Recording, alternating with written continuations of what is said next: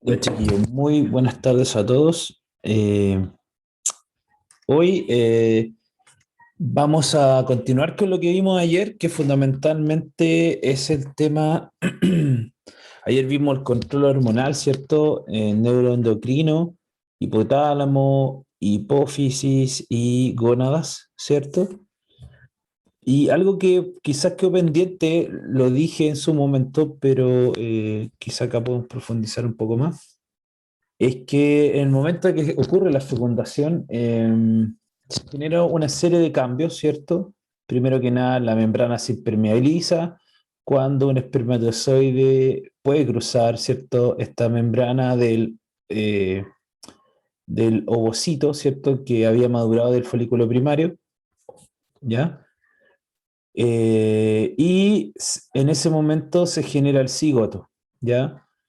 Y se empieza a generar una serie de mitosis o procesos mitóticos que finalmente conllevan a la mórula y ya después al blastocito, ¿ya? Antes de este proceso, todas estas células son idénticas y todavía no hay diferenciación, pero una vez que llega a blastocito, se genera el proceso de gastrulación y acá este es un proceso sumamente determinante y significativo en el comienzo de nuestra vida como organismo. ¿Por qué? Porque en este momento se diferencia este blastocito en las tres capas o hojas embrionarias que van a generar todos los tejidos y órganos, ¿ya? El ectodermo, endodermo y mesodermo, ¿ya? Entonces, frente a eso, cualquier cambio o alteración que haya en este momento va a ser permanente, puede ser letal o puede generar un cambio ya eh, que se va a reflejar en el desarrollo embrionario y fetal, ¿ya?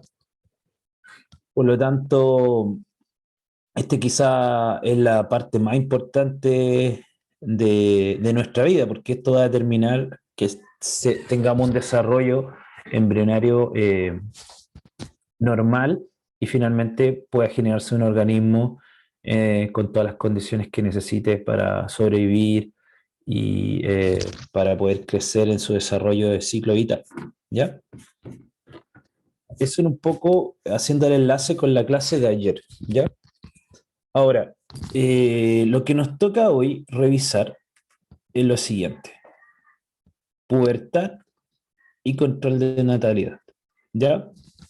La pubertad, ayer hablamos un poco, les dije que, si se recuerdan, que los niños en general, los niños y las niñas hasta, no sé, quinto, sexto básico, en general son como muy similares, ¿ya?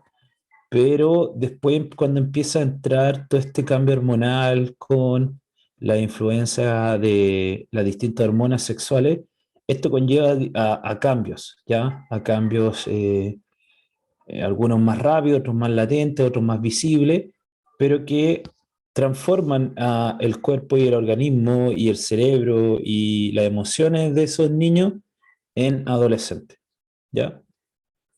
Y eso es un cambio trascendental. De hecho, en muchas culturas, ese cambio de niño a hombre o de niña a mujer estaba asociado a ritos o a ciertas iniciaciones, porque era importante. Ya no era el niño de la aldea, no era la niña, ¿cierto?, de la comunidad, sino pasaba a ser parte o miembro de esa comunidad como adulto. Entonces, en ese contexto, era sumamente relevante el tema de la pubertad, ¿ya? Ahora, la pubertad es un proceso biológico donde se generan cambios relevantes en lo físico y en lo psicológico, tanto en hombres como mujeres, ¿ya? Y todos estos cambios, ¿cierto?, que se van a pronunciar, ¿cierto?, desde que comienza estas modificaciones hasta ya la adolescencia, son gobernados, modulados por el eje que hemos visto desde ayer: hipotálamo, hipófisis. También la hipófisis se le denomina glándula pituitaria, ya por si acaso, si alguno no lo supiera. Y Obviamente esta pituitaria nuevamente está conectada al hipotálamo por la hormona liberadora de gonadotropina. La pituitaria libera luteinizante y la hormona folículo estimulante, y esto genera acciones sobre las gónadas, ¿cierto? Dijimos que en el caso del hombre es son las células de Sertoli, las células de Leydig a nivel testicular, que van generando, ¿cierto?, el desarrollo de la gametogénesis, la maduración y la generación de la hormona, la testosterona.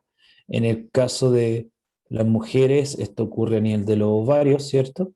Y también se produce la maduración del folículo primario a ovocito 1 y finalmente la liberación del ovocito 2, el cuerpo lúteo y la probable fecundación que puede haber, pero además este folículo primario y después el cuerpo lúteo van a liberar estrógeno y progesterona, ¿ya?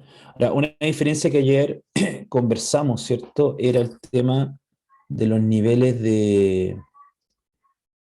del punto de vista de la gametogénesis. En el caso del varón, se forman cuatro células haploides, que son espermatogonios, después se transforman en espermátidas y después espermatozoides.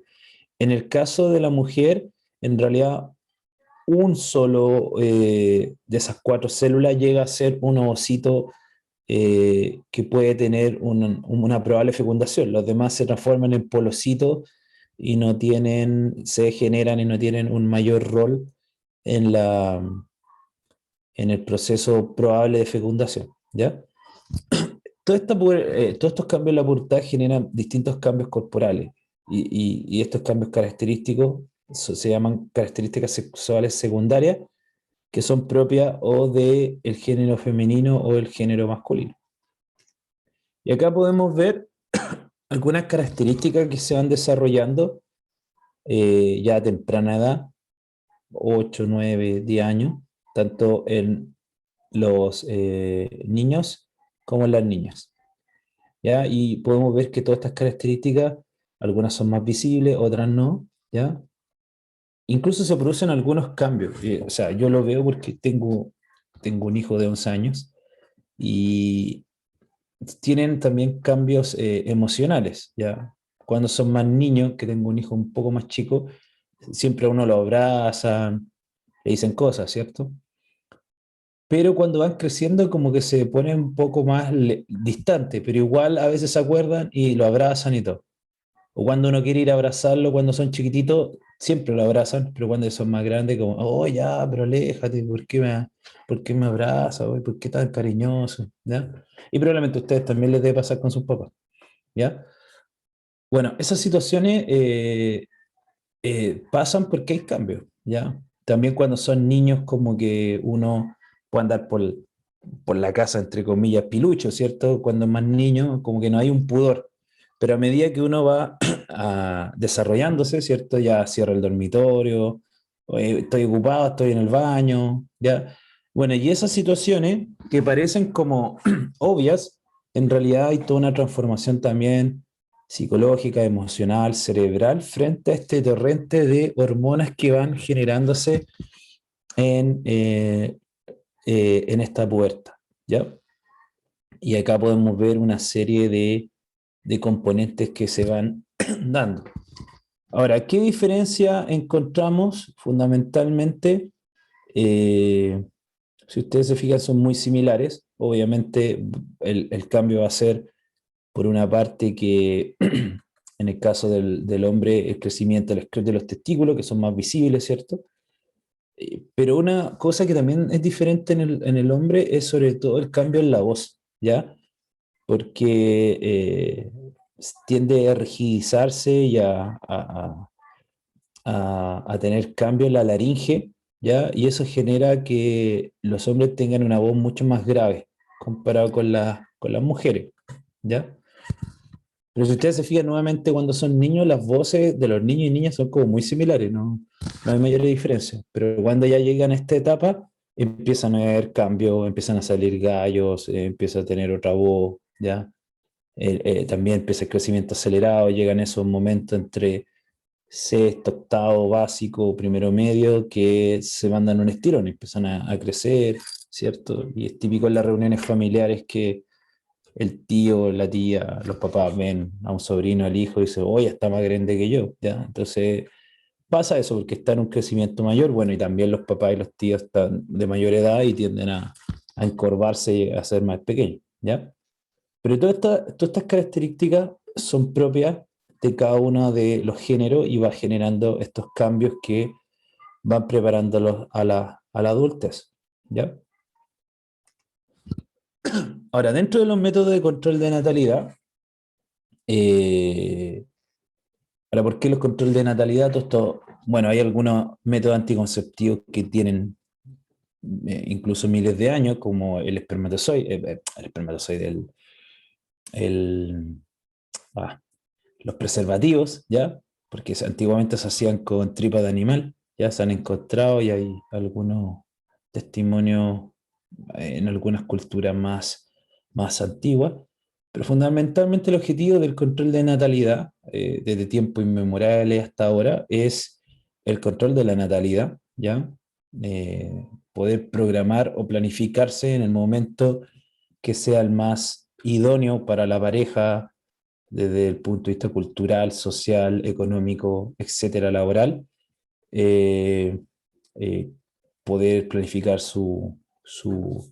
la natalidad, más aún en estos tiempos, ¿cierto? Cuando, si uno se fija, y ayer les comentaba, alguien me dijo que su abuela había tenido, me parece, ¿cuánto? ¿12 hijos, no? Alguien comentó algo ayer. Mi abuela, profe. Ya, ve. Bueno, y eso también en los tiempos que corren, si uno piensa en las abuelas, las bisabuelas que habían 7, 8 hijos, obviamente desde el punto de vista del empoderamiento de la mujer era bastante deficiente, porque la mujer en general solo tenía hijos y no podía desarrollarse. Actualmente, con el control de natalidad en la década de los 60, con lo anticonceptivo oral y todo eso, finalmente la mujer se empodera a poder de alguna manera planificar o incluso no desear hijos si esa es su opción, ¿cierto? Y eso obviamente es muy bueno porque de alguna manera permitió también el desarrollo de la mujer en otras facetas, laborales, académicas, estudiantiles, ¿ya? Entonces eso es muy bueno, ¿ya? Y bueno, y también hay que verlo desde la otra perspectiva, no solo la mujer es la que tiene que tomar la determinación de tener un control de natalidad, la pareja, ¿cierto? Tradicionalmente podría ser hombre, tendría que también obviamente que tomar alguna determinación para obviamente esta planificación mutua, en el caso que sea una pareja, matrimonio, etcétera. ¿Ya?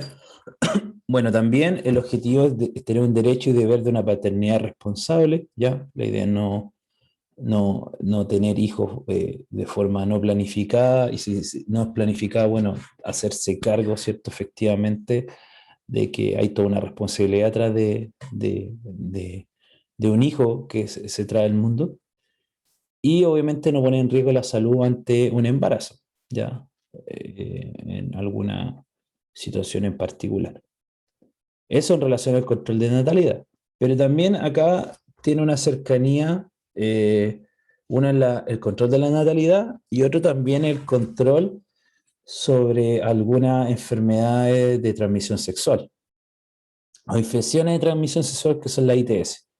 Y también, sobre todo después de la década de los 80, cuando se descubrió y se empezó a estudiar el tema del SIDA, que hasta el día de hoy no hay cura, pero hay algunos avances promisorios para poder terminar con la enfermedad, se hace importante el uso del preservativo de forma mucho más educativa o preventiva, ¿ya? Ahora, dentro de los anticonceptivos podemos separarlo en cuatro grandes grupos. Los naturales, que están acá y vamos a ir definiéndolos: temperatura basal, Ogino-Naus y Billing, de barrera, ¿ya? En el caso de los naturales, podemos definirlos como anticonceptivos que a partir del conocimiento fisiológico de la mujer y de la parte preovulatoria, ovulatoria, cambio de temperatura, mucus y otras condiciones. Obviamente esto sirve solo fundamentalmente en ciclos menstruales regulares, ¿ya? Uno podría hacer un cálculo fisiológico en qué momento sería el más fértil de la mujer y por lo tanto el menos apto para tener una actividad sexual que conlleve a un probable embarazo.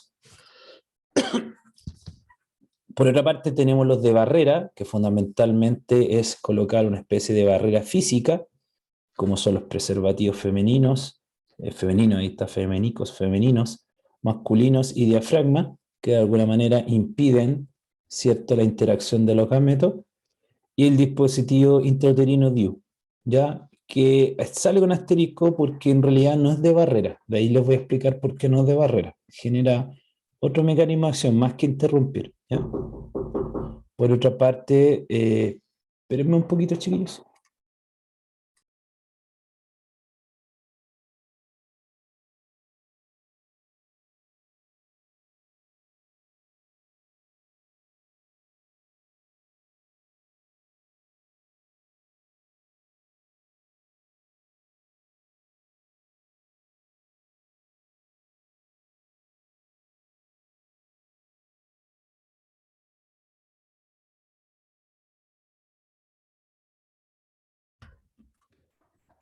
Ya, disculpe.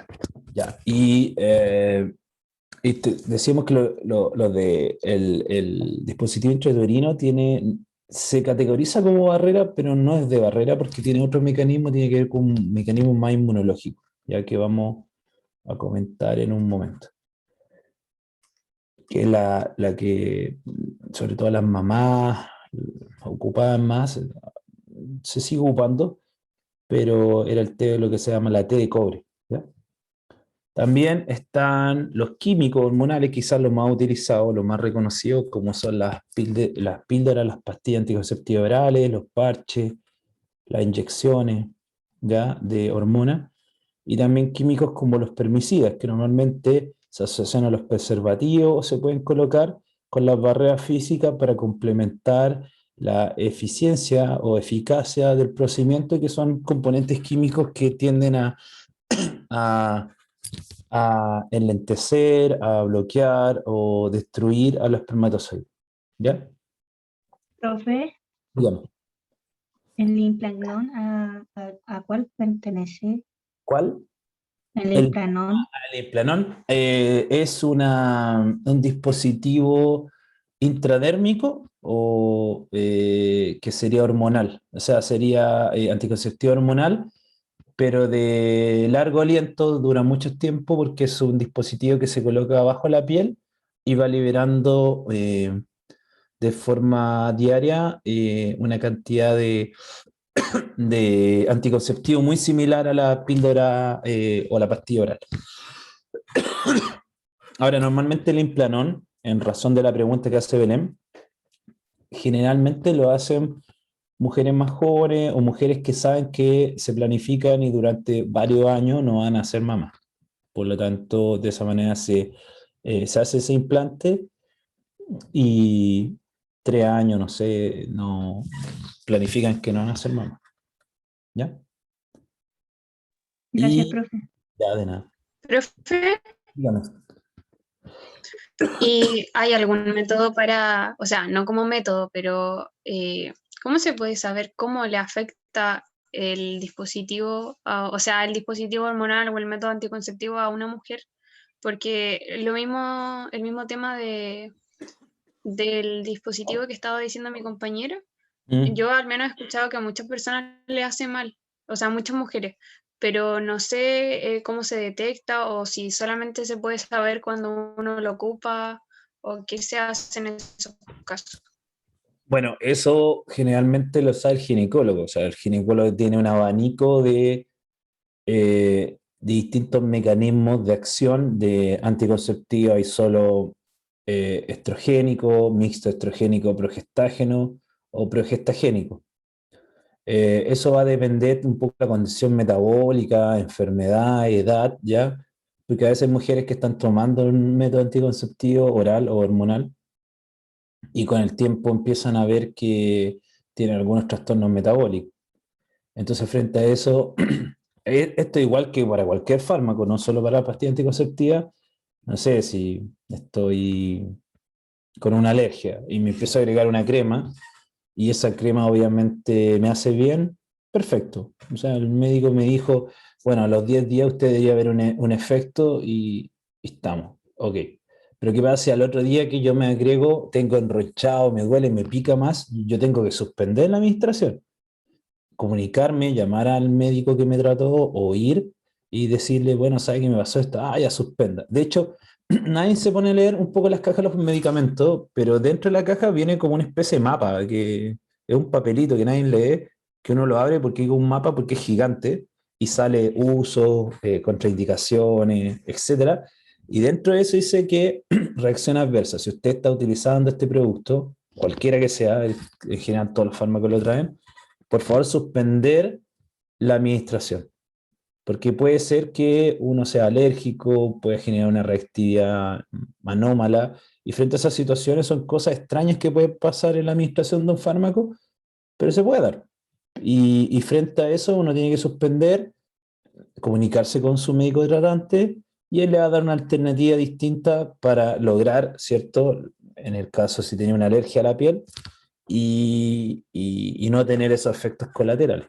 Ahora, en el caso de las pastillas anticonceptivas, debe ser un poco lo mismo, ¿ya? Hay ciertas pastillas anticonceptivas que están clasificadas por grupo y bueno, y si hay una situación en particular, obviamente el médico tratante va a tratar, a partir de la evidencia clínica, va a tratar de dar el mejor mm, anticonceptivo para el propósito que es la control de la natalidad.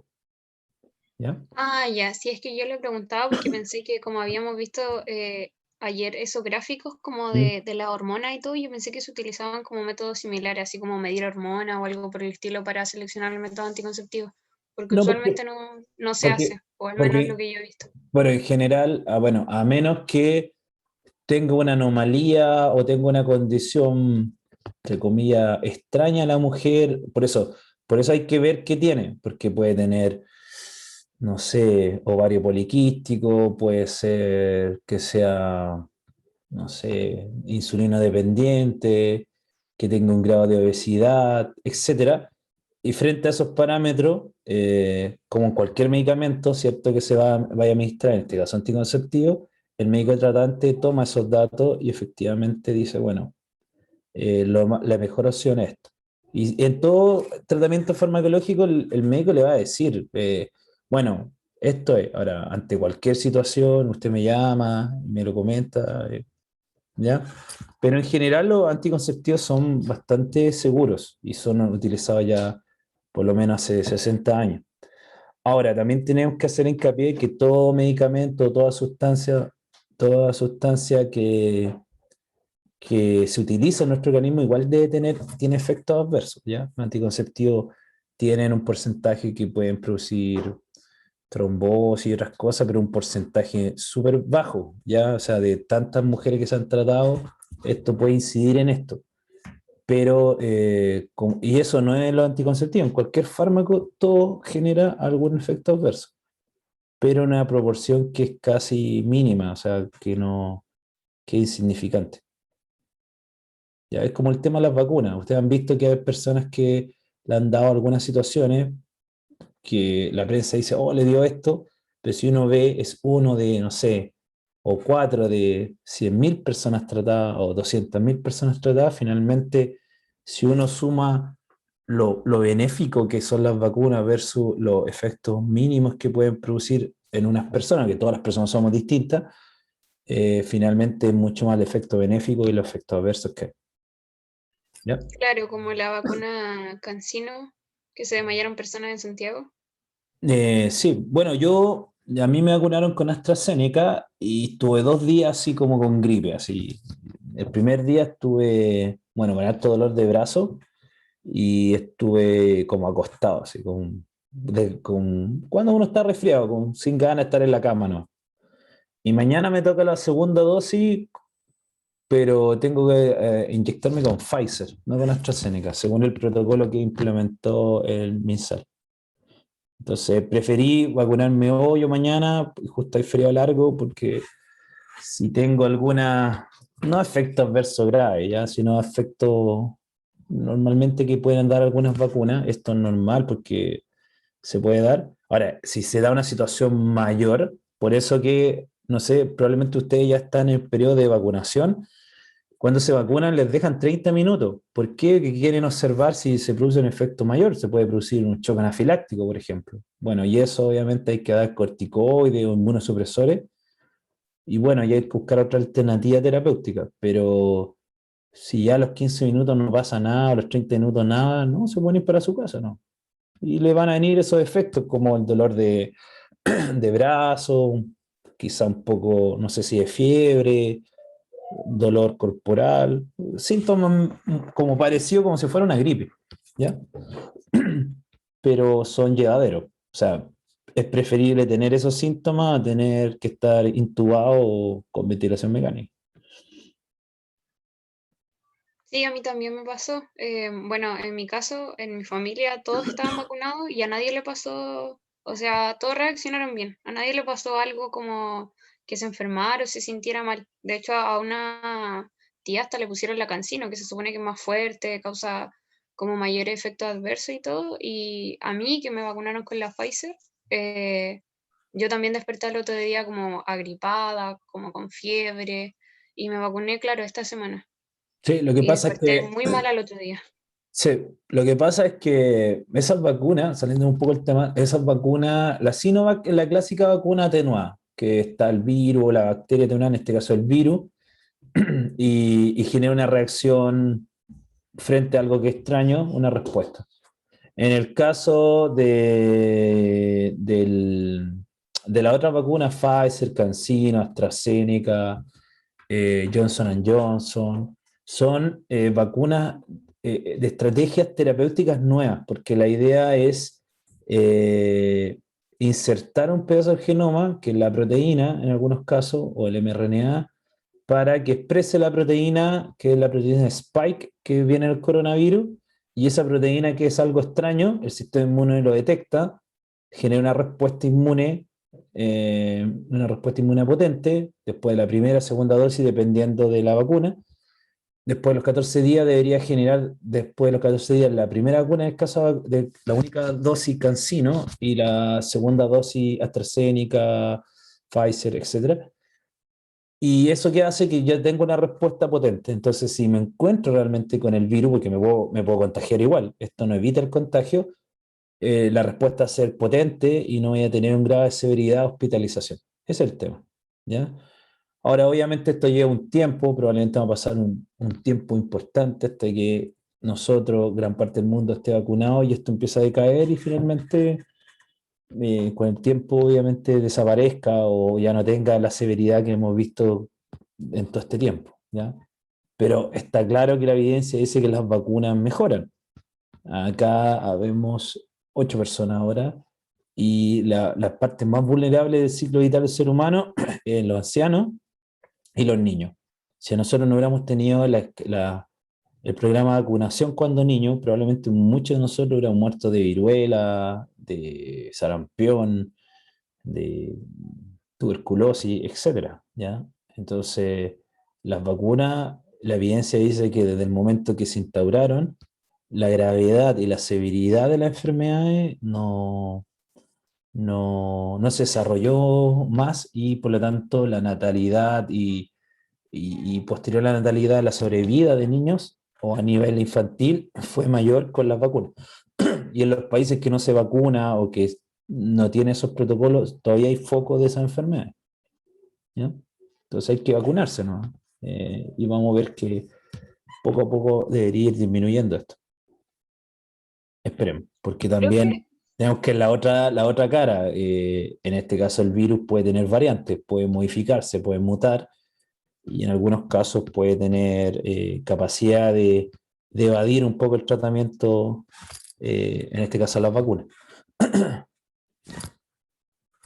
Ya, dígame, Valentina. Profe, y volviendo un poco al tema de los métodos anticonceptivos, ¿cómo funcionan la inyección en el caso de los métodos? O sea, ¿sería un método químico, hormonal? Hormonal, sí, la inyección es que normalmente se aplica en zonas que son musculares, entonces la liberación es lenta. Es como no sé si alguna vez ¿cómo se llama?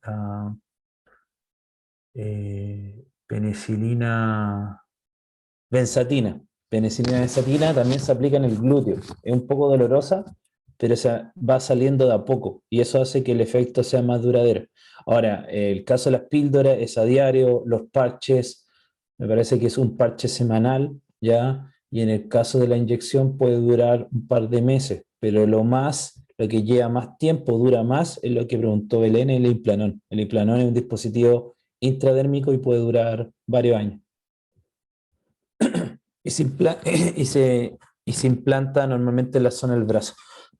Y eso va liberando de a poco, ¿cierto? En dosis similares a las orales y permite, por eso, por una planificación de mucho tiempo de que no quiere ser mamá o tener un embarazo no deseado.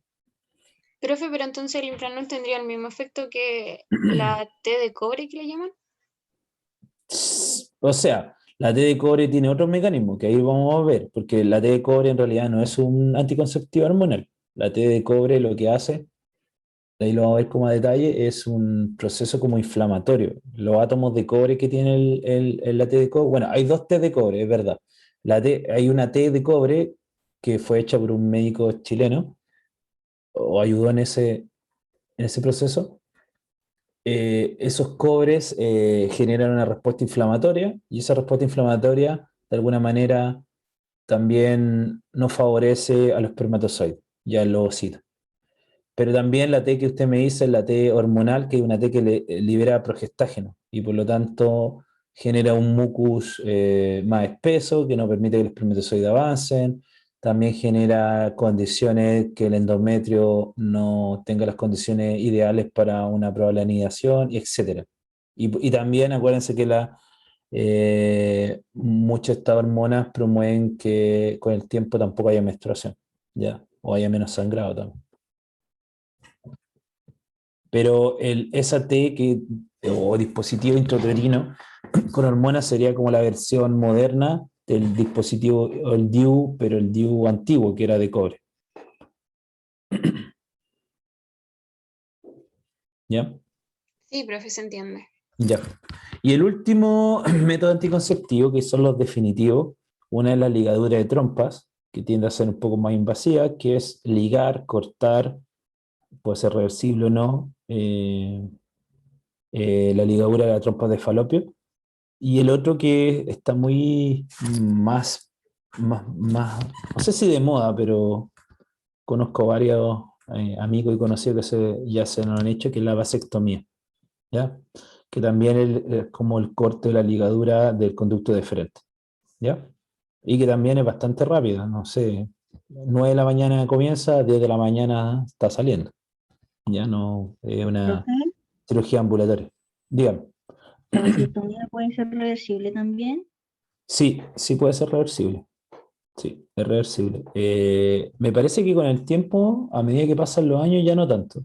Pero normalmente la vasectomía la tomamos desde el punto de vista de planificación familiar, una persona que quizás ya tuvo hijos, entonces ya no quiere tener hijos y también quizás su pareja, su mujer, ocupa pastillas o algún otro método y de alguna manera para obviamente cooperar en esta situación, ¿cierto? Eh, se hace la vasectomía y de esa manera ya si los gametos masculinos ya no puede haber una fecundación. Ahora, antes de eso se hacen algunas pruebas, porque una vez que se liga hay que ir un par de veces a hacerse un chequeo del, del eyaculado para cerciorarse que no hay espermatozoides. ¿Ya? Gracias, profe. Ya. Bueno, los métodos naturales que... Profe, Sí. perdón, pero respecto a lo que estaba diciendo anteriormente, y si no hay espermatozoides, ¿qué se supone que hay? O sea, en el caso de que de un hombre Ah, que se hace la vasectomía. la eyaculación es líquido seminal. De hecho, fundamentalmente el eyaculado, la eyaculación del hombre, no hay diferencia. Bueno, ahí se producen algunos mitos, algunas cosas culturales, ¿ya? Porque muchos hombres no quieren hacer la vasectomía porque piensan que no va a haber nada. Cuando obviamente llegan al clímax y que no va a haber eyaculado. Va a haber el mismo eyaculado que antes, porque fundamentalmente la eyaculación que hay es fundamentalmente líquido seminal, ¿ya? Entonces la diferencia entre antes y después no son significativas, ¿ya? Por lo tanto va a ser muy similar. Lo que sí no va a tener espermatozoides, que es la importante, porque sin espermatozoides no hay un control de natalidad. Ah, ya, profe. Sí. Gracias. Sí. Bueno, que es muy buena esa pregunta, porque muchos hombres, ¿cierto? Dicen, no, yo no lo hago por la ignorancia, dicen, no, es que lo mismo, o sea, como, y bueno, si no sale espermatozoide no va a salir nada. En realidad sale igual, sale líquido seminal, si gran parte del eyaculado de un hombre es líquido seminal. Obviamente mezclado, obviamente el líquido seminal le da el soporte, la nutrición al espermatozoide en este viaje, ¿cierto? Que tiene que llegar al, al lugar de contacto, sobre todo al tercio distal de las trompas, el ovocito. Bueno, estos son los métodos naturales. Hay parejas que pueden optar por estos métodos por una situación particular, de no usar otros métodos más invasivos, por no, quizá por un tema, eh, no sé, quizá religioso, etcétera. Y en este caso, sí se tiene que conocer muy bien el ciclo menstrual y también tiene que ser un ciclo regular. Hay muchas mujeres que pueden tener ciclos irregulares, ¿ya? Y eso es complejo porque no pueden medir cuándo va a ser la ovulación y una serie de características. Y de esa manera, a través del método del calendario, se puede obtener en qué periodo va a ser la ovulación, y con este calendario de 28 días, ¿cierto? Eh, los días infértiles quiere decir los días propicios para tener actividad sexual. En esos días que está en verde no. No se puede porque lo más probable es que quede embarazada. ¿Ya? Por lo tanto, son como unos días antes de la ovulación y unos días después de la ovulación. ¿Ya? Ahora, este método sirve, pero como les decía, tiene mayor riesgo. De hecho, la eficacia es 60%, o sea, el otro 40% hay una probabilidad de quedar embarazada. ¿Ya? Ahora, se ha visto, hay evidencia que si todos los métodos naturales de alguna manera se integran o se mezclan entre sí, pueden tener un alto nivel de eficacia y eficiencia. Pero ahí tiene que estar muy coordinado, ¿cierto?, la pareja en saber bien la parte fisiológica, en testear bien todos estos indicadores que vamos a ver, como el método del calendario o el método de Billing, que es el moco cervical. También se fijan en el calendario, ustedes ven que posterior a la parte preovulatoria tiende a haber un moco espeso, dificulta el paso, o sea, tiene que tomar parte de una secreción vaginal y ver como la viscosidad, ¿ya? Y obviamente en esos momentos se podría tener relaciones porque los espermatozoides no avanzarían y quedarían atrapados en este moco espeso. Pero cuando la ovulación, un poco antes y posterior, están las condiciones idóneas para que los espermatozoides avancen y obviamente lleguen al ovocito. Y en ese periodo no debería haber relaciones. Un poco en concordancia con el método del calendario. Y ya en la fase lútea obviamente tampoco. ¿Ya? ¿Ya? Ahora, el uso correcto quiere decir si se siguen las indicaciones y se hace el testeo y se mide y todo eso, la tasa de embarazo es bastante baja. Por eso que algunas parejas pueden ocupar estos métodos, ¿ya? Pero estos métodos tienen combinados el del calendario, el de Billing, ¿ya? Y el de la temperatura basal, pueden ser bastante propicios para controlar el tema de natalidad. Pero para eso necesita algunos factores fisiológicos, que sea un ciclo menstrual eh, ordenado, ¿cierto? Regulado, que sea no, que no sea esporádico, que sea siempre categórico, y obviamente medir la mujer y su pareja estas condiciones para que se pueda controlar, ¿ya? Y el otro es la temperatura basal, que yo le había comentado ayer, que cuando hay ovulación tiende a aumentar la temperatura corporal, por lo menos en medio grado, ¿ya? Y por lo tanto, basado en eso, si ustedes se fijan, la ovulación aumenta la temperatura y se mantiene eso. Por lo tanto, considerando el aumento de la temperatura, la viscosidad del mucus y el calendario de Ogino-Naus o el método del calendario, uno podría decir que en conjunto esto podría generar un gran nivel de eficacia y efectividad para tener control de natalidad, ¿ya? Pero nuevamente repito que hay ciertos factores fisiológicos ahí que hay que tener bien caracterizados para poder hacerlo. O sea, una mujer que tiene ciclos menstruales irregulares no podría seguir este método, porque no sabría en qué momento puede ovular y en qué momento va a llegar a la menstruación o no, ¿ya?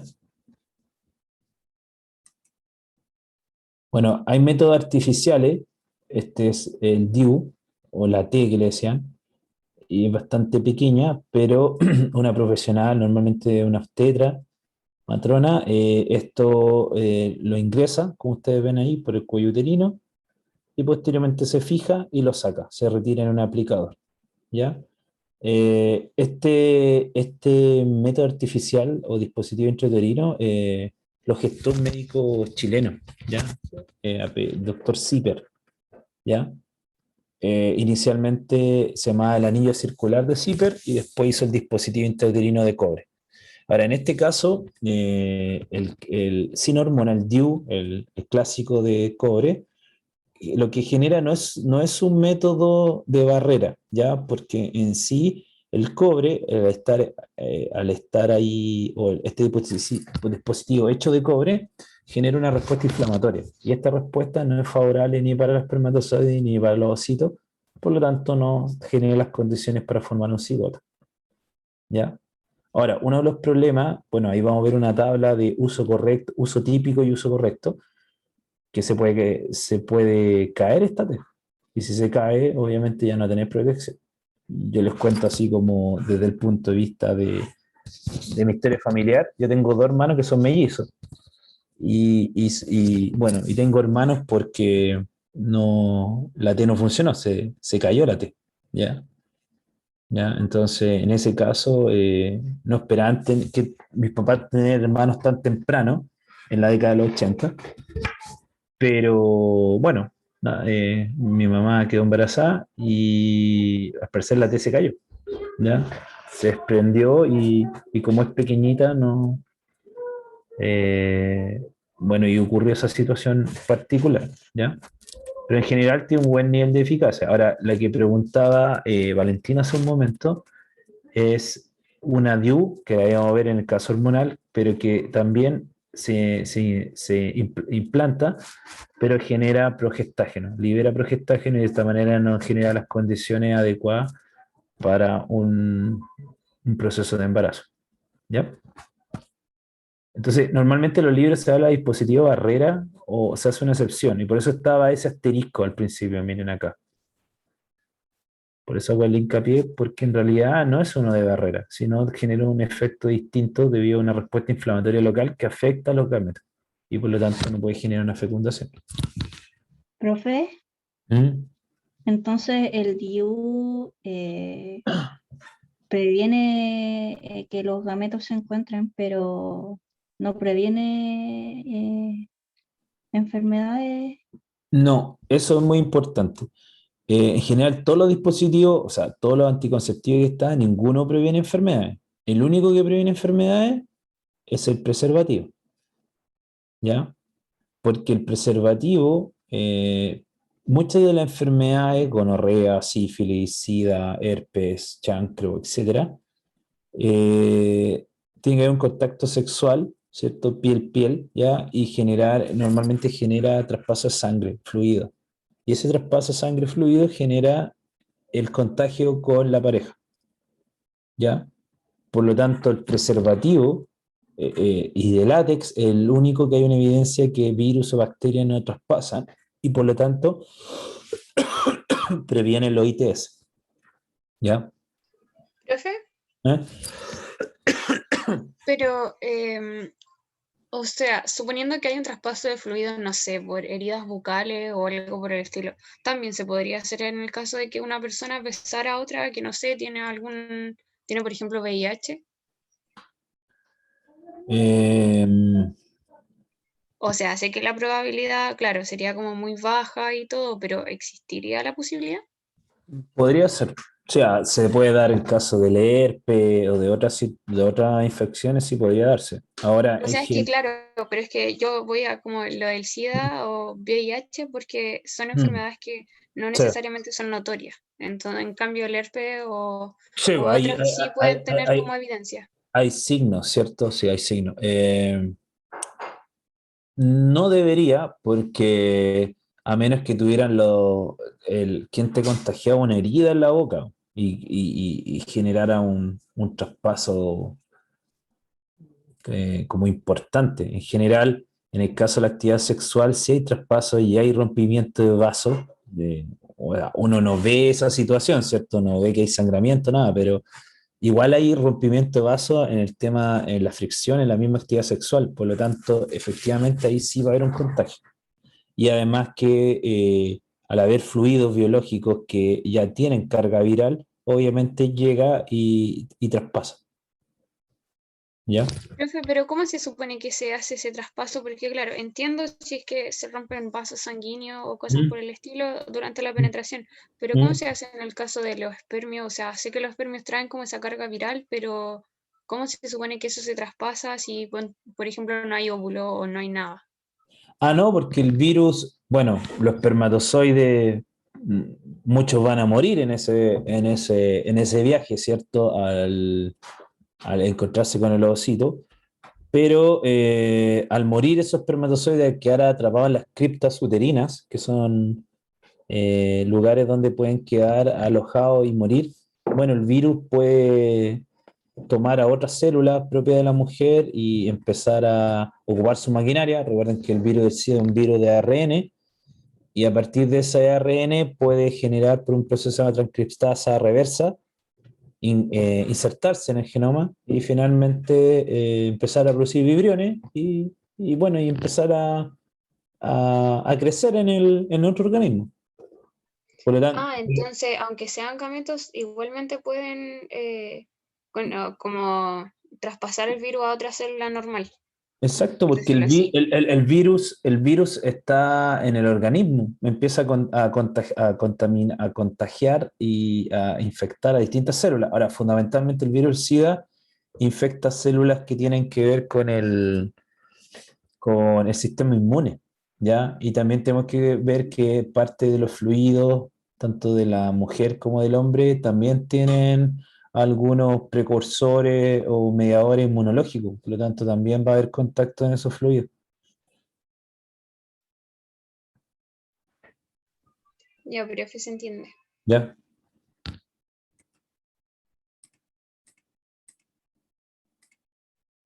Bueno, estos son los métodos artificiales de barrera, ¿ya?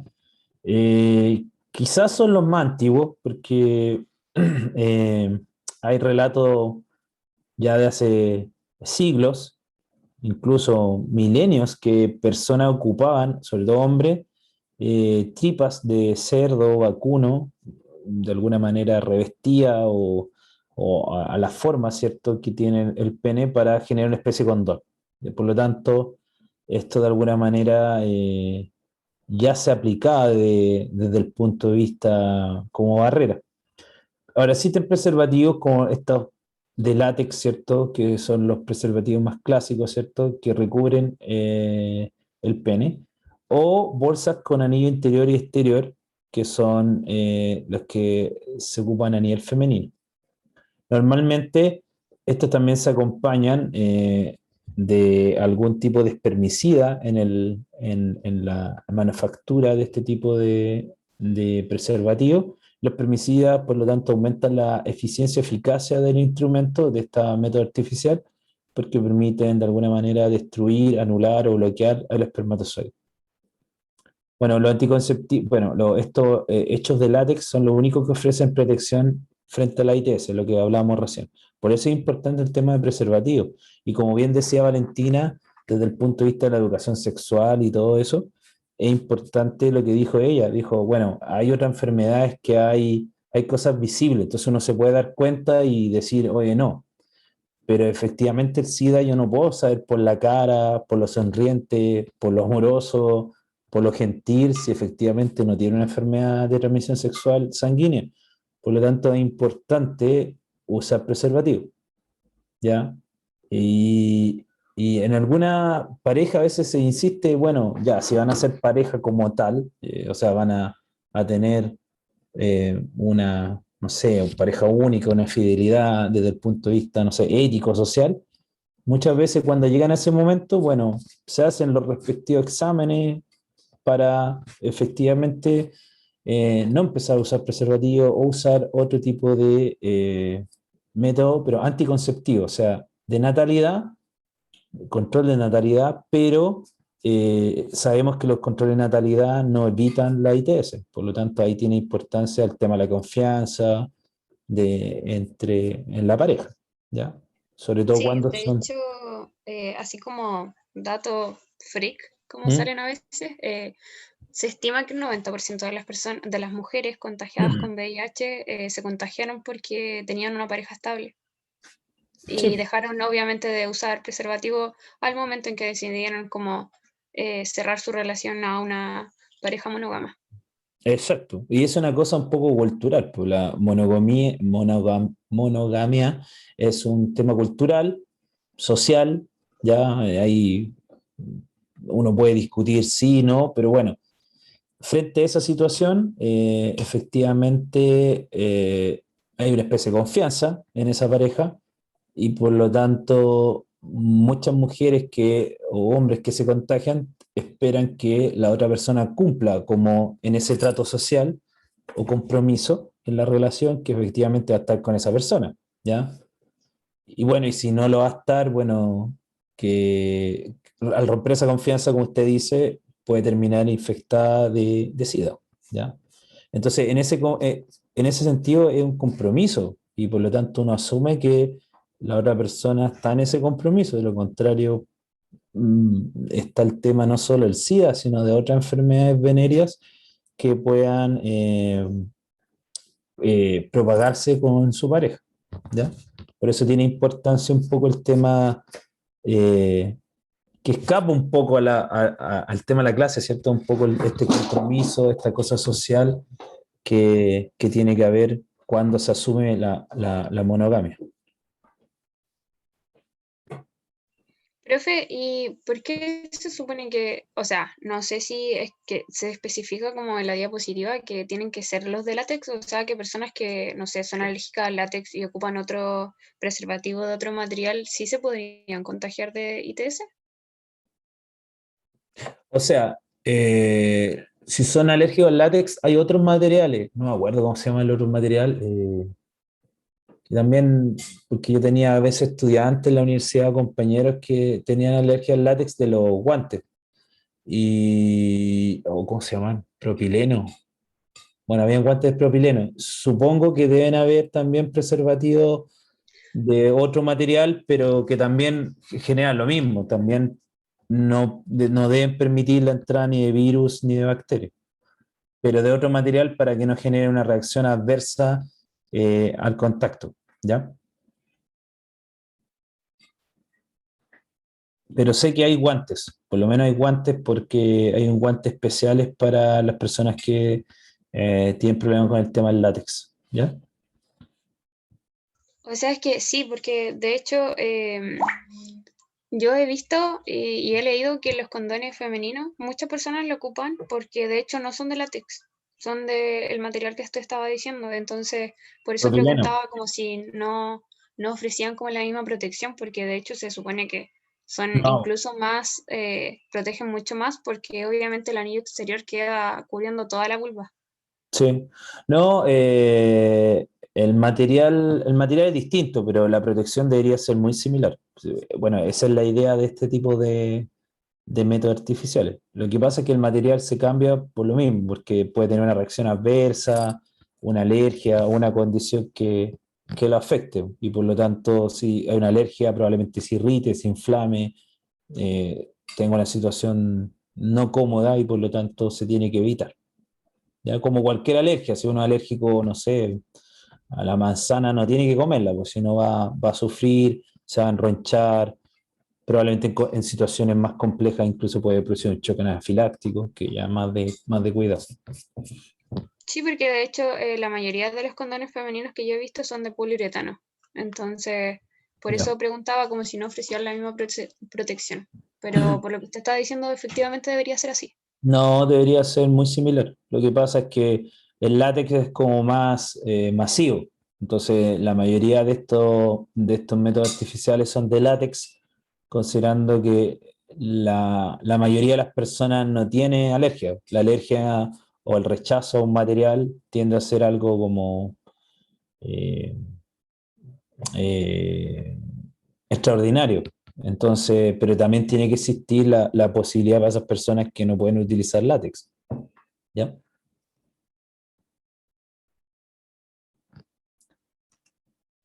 Entonces acá la importancia tiene que ver con la ITS. Es el único método anticonceptivo o artificial en este caso de barrera que permite controlar, ¿cierto? El caso de la ITS. Eh, bueno, acá también está otro método artificial de barrera que es el diafragma o el diafragma vertical, que es un disco de goma que se introduce, ¿cierto?, a nivel vaginal y obstruye o tapa, ¿cierto?, el canal uterino y normalmente esto se acompaña también de espermicida para aumentar el nivel de efectividad para que los espermatozoides llegan ahí, es como un muro, una barrera, no pueden atravesarlo, pero con el espermicida también ayuda a que no permita el paso y además sucumban ante este componente químico. ¿Ya? Esto se ocupa cada vez que vaya a haber relaciones sexuales, pero también se puede reutilizar, pero para reutilizarlo hay que hacer todo un procedimiento y podría volver a ocuparse. ¿Ya? Profe, ¿y el diafragma, cómo se supone que después se desecha o algo así? Porque si queda como justo en la base del útero, después, ¿cómo se podría retirar? ¿O se tiene que ir al médico o algo así para utilizarlo? Mm, no, yo creo que es de manipulación autónoma, porque si se puede, en parte se puede reutilizar, las veces que, como dice ahí, tenga actividad sexual, definitivamente una manipulación autónoma por la mujer, porque imagínense ir en cada vez que vaya a haber una actividad sexual a un especialista, lo que sí, el que tiene que tener una técnica o una manipulación más profesional es el DIU. El DIU sí tiene que ser como lo vimos recién, porque hay toda una técnica y se tiene que hacer, ¿cierto?, en un box, en un hospital o clínica, pero en este caso no, tiene una autonomía este método artificial por cada mujer que lo ocupe. Sí, por lo que busqué, claro, traen un aro y se retira con el Sí, dedo, sí, después, posterior a la relación sexual. sí. Ahora, no, y además tampoco es tan alejado desde el punto de vista anatómico, como ven ahí. En cambio, la T sí, la T tiene que llegar acá arriba. Por lo tanto, tiene que haber ahí una técnica, todo una técnica de una profesional, ¿cierto? Del área, y poder hacer y colocarlo acá y después siempre se ayuda como una especie de, no sé, como de émbolo plástico y lo ingresa y después lo elimina. Y también cuando se quiere eliminar o sacar, también ahí tiene que ser con un profesional del área. Ese es como el único de los métodos anticonceptivos que podríamos decir tiene de alguna manera un procedimiento un poco más técnico para implementarlo comparado con los otros que no necesitan. Ahora, en el caso también, muchas veces en el área de salud, me acuerdo que fui a algunos trabajos de verano y también hay mucha ignorancia con el tema, por ejemplo, la puesta de correcta de un condón, ¿ya? Eh, que hay que apretar, ¿cierto? El inicio para que no quede aire. Y nosotros íbamos a comunas rurales, me acuerdo de saber Rauco, y eran ya mujeres mayores, hombres mayores, ya tenían familia y no sabían o no entendían eso. Entonces ahí uno se da cuenta que es un pilar importante en la educación, tiene que ser la educación sexual, tanto desde el punto de vista biológico, cómo funciona, ¿cierto? Desde el punto de vista de la hormona, los periodos y todo eso, pero además el buen uso de estrategias anticonceptivas, ¿ya? Desde el punto de vista educacional y técnico, ¿ya? Porque ocurre que empiezan a haber como estrategias o probables métodos que no son métodos y que por lo tanto no entran en el ámbito ni de la evidencia ni el ámbito clínico. Por lo tanto, es sumamente importante esto evaluarlo, sobre todo ya en la educación básica, probablemente sexto, séptimo, cuando muchas veces empieza la iniciación sexual y nos sirve mucho ver educación sexual cuando ya los jóvenes o prepuber ya están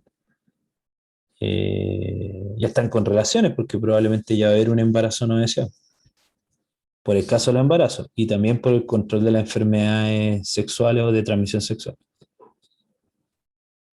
Por eso es tan importante hablar esos temas en el colegio, porque de hecho yo me acuerdo que en la educación media yo estuve en un colegio católico y el profesor que teníamos era muy pudoroso y ni siquiera nos pasó esta materia, ni siquiera nos pasó aparato reproductor femenino, masculino.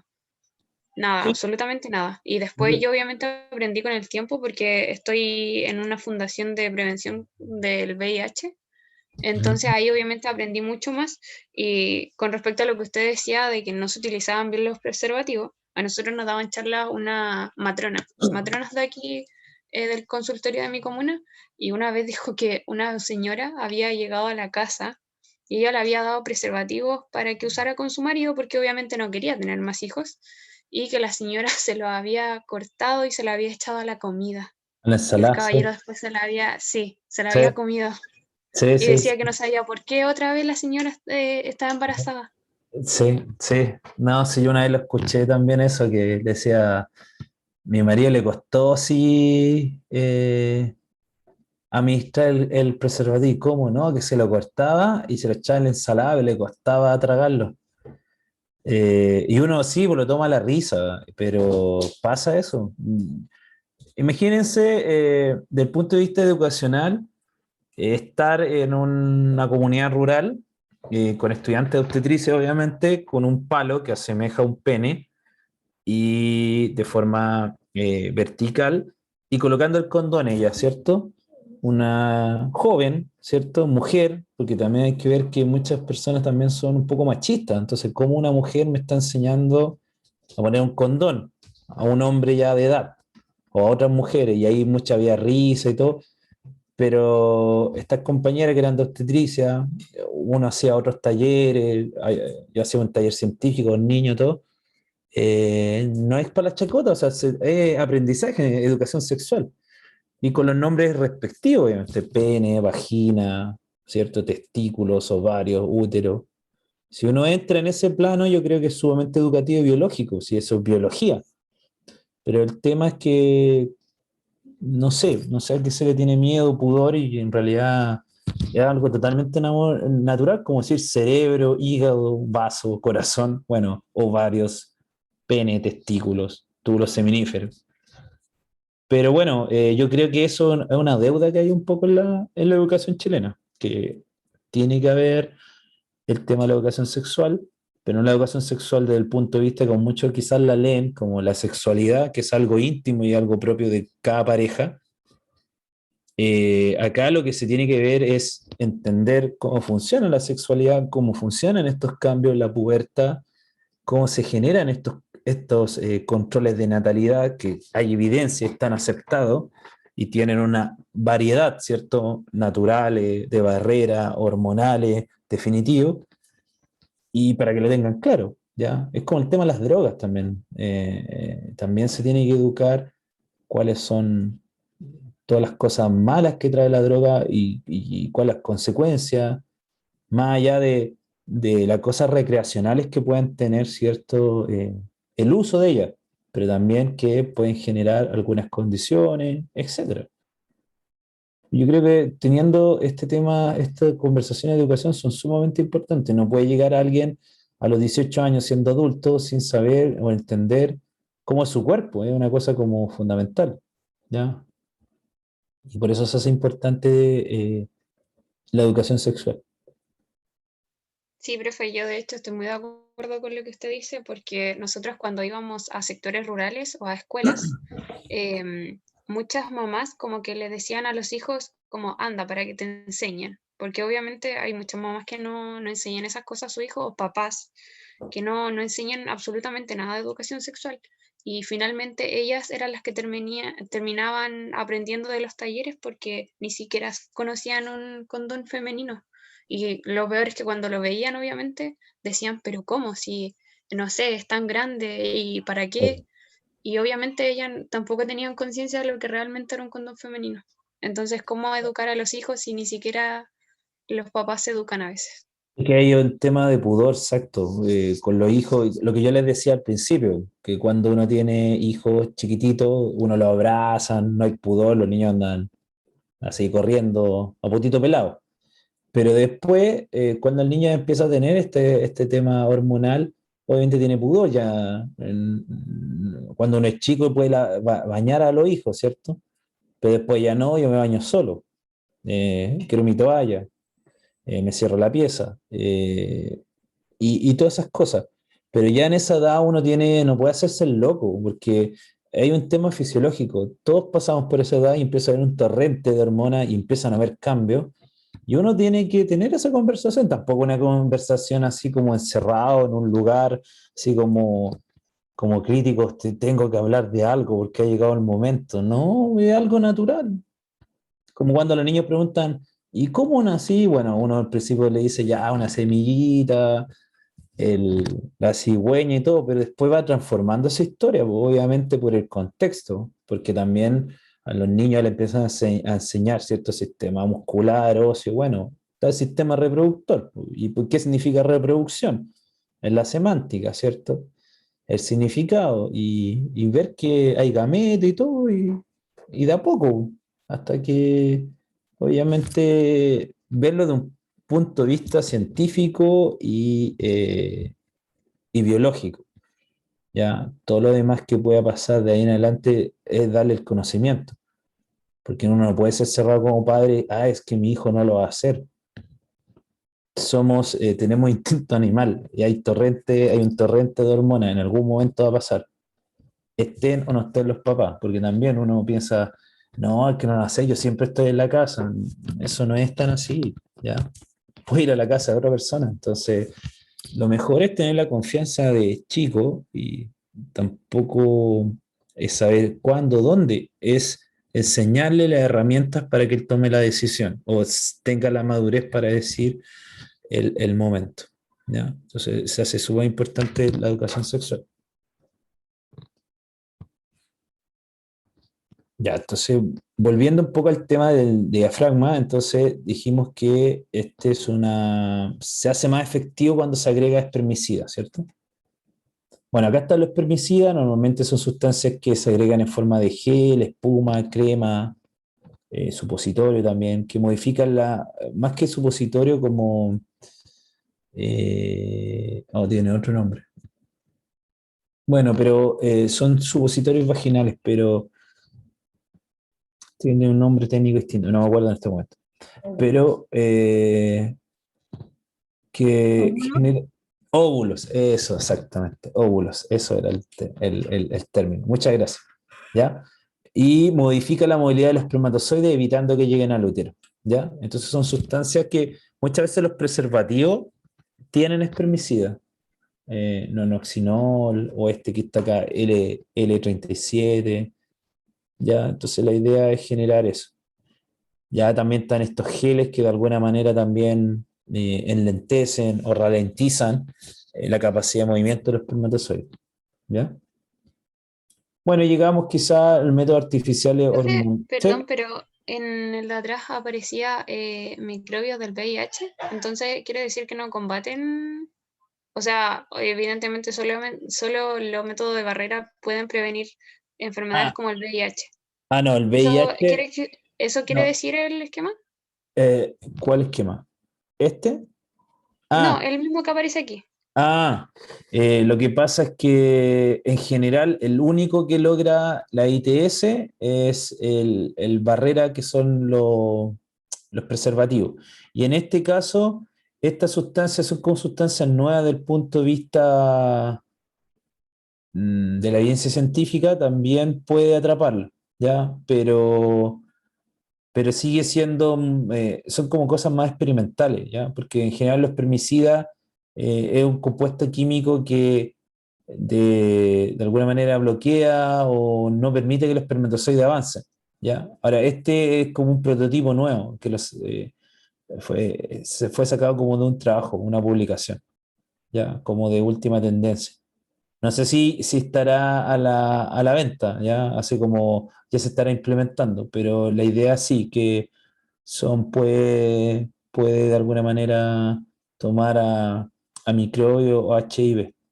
Pero sí, lo que sí tiene evidencia total es que las barreras físicas como los preservativos bloquean sí esa condición. Son los únicos que tienen eso, ¿ya?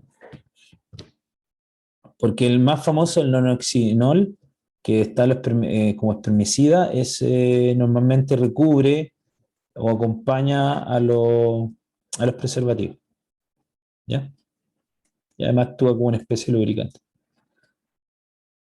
En el caso de los métodos artificiales hormonales que están desde la década de los 70, que fue un gran golpe para la independencia, ¿cierto?, de la mujer y tener una planificación, estos pueden contener una combinación de progestágeno con estrógeno o solo progestágeno. Y como les comenté ayer, fundamentalmente hacen varias cosas, ¿cierto? Bloquean a nivel de la pituitaria o la hipófisis la liberación de folículos estimulantes y leutinizantes, lo cual no permite el desarrollo folicular, o sea, de los folículos primarios o de los ovocitos 1, y finalmente la ovulación, para transformarse en ovocito 2 y formar el cuerpo lúteo. Sin esa condición no hay un gameto, finalmente, no está el gameto femenino. Y por otra parte, la progesterona promueve lo que solo tienen progestina o progestágeno, como el DIU hormonal u otros tipos de anticonceptivos en todas estas formas, no permiten la buena movilidad del espermatozoide, que no se desarrolle en el endometrio uterino, por lo tanto, muchos de estas evita el sangrado e incluso a veces disminuye las menstruaciones y también obstruye las trompas de falopio, no permitiendo tampoco la implantación del embrión, ¿ya? Y este es uno de los que tiene mayor porcentaje de efectividad, del 92 al 99,9%, ¿ya? Y como el método de la década de los 60 que les digo, que un poco rompió el esquema, porque ya podía tener un control total, ¿cierto?, de la natalidad en el caso de las mujeres. Bueno, se han tratado de hacer anticonceptivos hormonales para hombres, pero el problema es que muchos, bueno, hay algunos ya en algunas fases clínicas, pero el problema que siempre había es que disminuía mucho la testosterona y la testosterona es crucial para el líbido, para el deseo sexual en el hombre, y finalmente no han resultado. Pero por esa parte, actualmente está muy en boga el tema de la vasectomía y además ambulatoria y es bastante fácil y además puede ser reversible en el tiempo, ¿ya? Eso es lo que yo les decía acá, método de esterilización quirúrgica, la vasectomía, que implica el corte o sellado de los conductos deferentes, ¿ya? y esto no permite que los espermatozoides que están acá a nivel del epididimo, ¿cierto? No lleguen ahí, y por lo tanto lo único que va a salir, ¿cierto?, a través del pene es el líquido seminal, que es liberado por la próstata, ¿ya? Entonces ahí está la pregunta que me hacían hace un momento, y también hay un tema ahí cultural que muchos hombres no lo hacen, no lo hablan y dicen, bueno, no, yo no me voy a hacer la vasectomía porque que cuando eyacule no voy a eyacular nada, y eso no es así. Ya gran parte de la eyaculación es líquido seminal. Pero lo Profe, poco. pero y en el caso de la ligadura, ¿se puede después como revertir como esa situación? Porque yo al menos he escuchado, claro, como entre comillas popularmente, porque nunca un médico me lo ha dicho, pero así como que he leído que son 5 años, pero no sé si Sí, eso es efectivamente así. sí, yo también he leído lo mismo y amigos que se lo han hecho me dicen que es reversible hasta una cierta cantidad de años, después ya no es reversible. Por eso en general la vasectomía la toman, bueno, podría tomarlo a un hombre de 20 años si quiere, ¿cierto? Pero bueno, uno también tiene la chance de decir, bueno, normalmente cuando uno es muy chico dice, no, no quiero ser papá o mamá, pero en general la vasectomía se está tomando más para personas que ya tuvieron su planificación familiar, ya tienen hijos y por lo tanto no van a tener más hijos, definitivamente, y por lo tanto prefieren hacer esta situación, este procedimiento. Ahora, este procedimiento es ambulatorio, ¿ya? No están más allá de una hora en un recinto clínico. Obviamente tienen que hacerse algunos chequeos durante un tiempo, no pueden, no sé, andar en bicicleta o hacer algunas cosas por el tema de la cicatrización, que es mínima, ¿cierto?, en el escroto. Y hacerse los chequeos de que efectivamente un muestreo del eyaculado para ver que no hay espermatozoide. Entonces, mientras ocurre eso, que no sé cuántas semanas son, obviamente tiene que igual haber un control de natalidad, o por la mujer o por el hombre, hasta que efectivamente se cerciore, del punto de vista clínico, que no hay espermatozoide en el eyaculado. Profe, pero ¿será que después se reduce la fertilidad del hombre?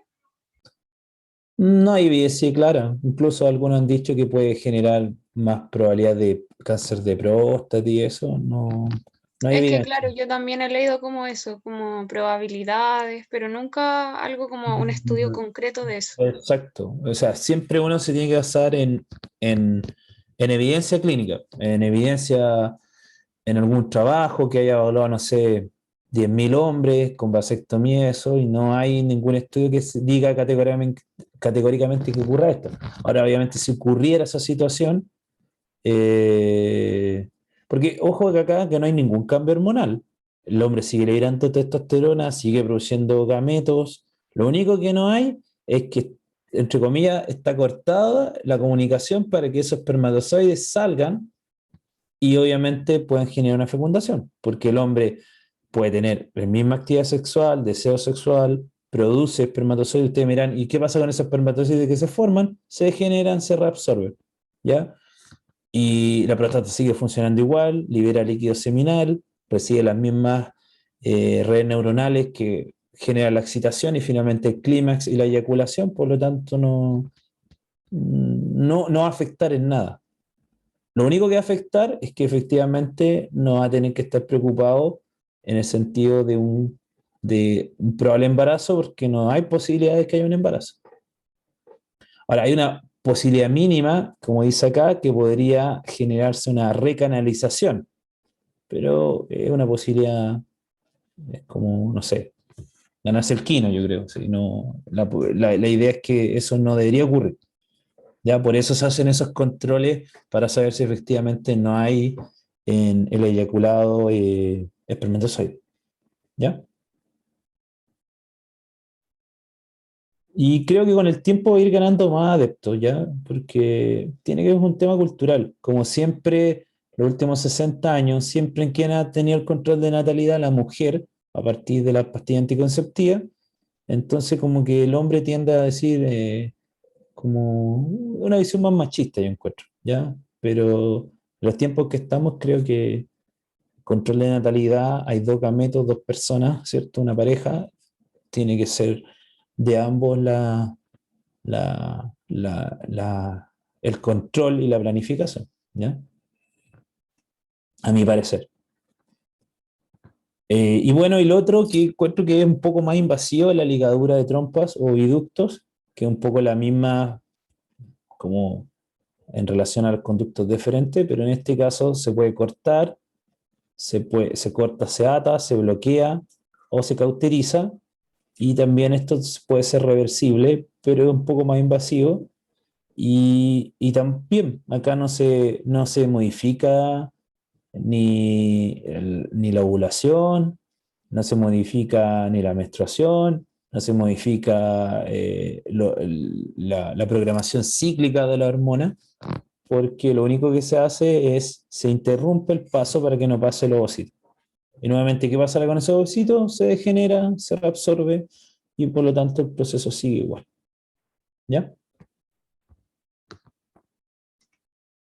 Bueno, acá vemos la eficacia de los métodos anticonceptivos, el uso típico y el uso correcto. ¿Cuál es la diferencia entre ambos? El uso típico, el uso que se le da, ¿cierto?, al método anticonceptivo, pero con los errores humanos que puede traer. Por ejemplo, lo que decíamos recién de que le pasaban preservativo y no lo usaba, finalmente se lo comía, se lo picaba, aderezaba la ensalada, etcétera, o definitivamente rompía el condón, se lo colocaba mal, etcétera, ¿ya? O reutilizar el condón, etcétera.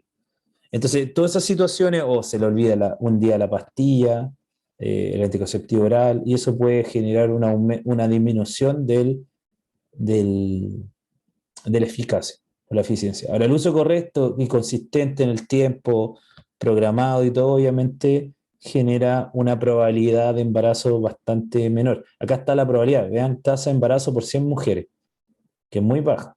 Ahora, cuando no hay método, 85 de 100 mujeres quedan embarazadas. ¿Se fijan? Entonces, ese es el éxito un poco de lo que está en verde son los mejores métodos. Los otros métodos, condón masculino, coito, diafragma, abstinencia, condón, espermicida, obviamente están en efectivo, estos son muy efectivos.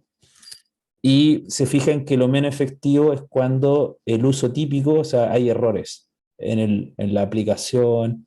Por eso es importante la educación sexual, ¿ya? Como usted decía recién, Valentina, que, no sé, mujeres se asustan con el tema del preservativo femenino, y por un tema cultural, por un tema educativo o de pudor, como que se ríen, ¿no? Pero no saben cómo utilizarlo, ¿ya? Y por eso es importante el tema de estos talleres o educación sexual por gente más experta en el área, obstetra, ginecólogo, para que de alguna manera esto no sea un tema tabú, sino un tema natural de nuestra fisiología humana. Todos los vertebrados superiores tienen sexualidad y todos tienen esta situación de eh, fecundación, apareamiento y estas hormonas que nos desarrollan de los niños a los jóvenes y a los adultos. ¿Ya? Profe, ¿Mm? Dígame. ¿y por qué, o sea, métodos como inyectables combinados tendrían mayor, o sea, menor probabilidad de embarazo en el caso de un uso correcto y consistente en cambio del uso típico? Si no hay como una forma, o sea, según lo que estuvimos hablando durante la clase, no había como una forma correcta porque es algo inyectable solamente, o hay alguna otra probabilidad o factores que influyen. En el inyectable progestágeno, es que Es que no, es que en los dos inyectables combinados y en el ah, inyectable prostágeno ah, aparecen como una sí, probabilidad menor. es que el uso típico puede ser que ya, una mujer hoy se inyectó y le dicen, bueno, vuelva en 2 meses, se tiene que volver a inyectar. Y se olvidó los 2 meses. 2 meses, 10 días se inyectó. Entonces ahí puede generar una pérdida de la efectividad. ¿Se fijan? Entonces el uso típico es que a partir de errores propios de quien se lo administra, se le olvida la pastilla, no revisó el condón, ¿ya? Hay muchos jóvenes o personas que tienden los condones en las billeteras, que es lo peor porque se empieza a moler o con la temperatura puede perder resistencia al material. Entonces, todas esas cosas son factores adicionales que hacen que el uso típico hace que la posibilidad de embarazo sea mayor comparado si se hace un uso correcto y prolijo del instrumento. ¿Se fijan? Claro, profe, ¿y por qué en o sea, en esta tabla, no sé de dónde salió, pero ¿por qué tendría mayor efectividad el condón masculino que el condón femenino?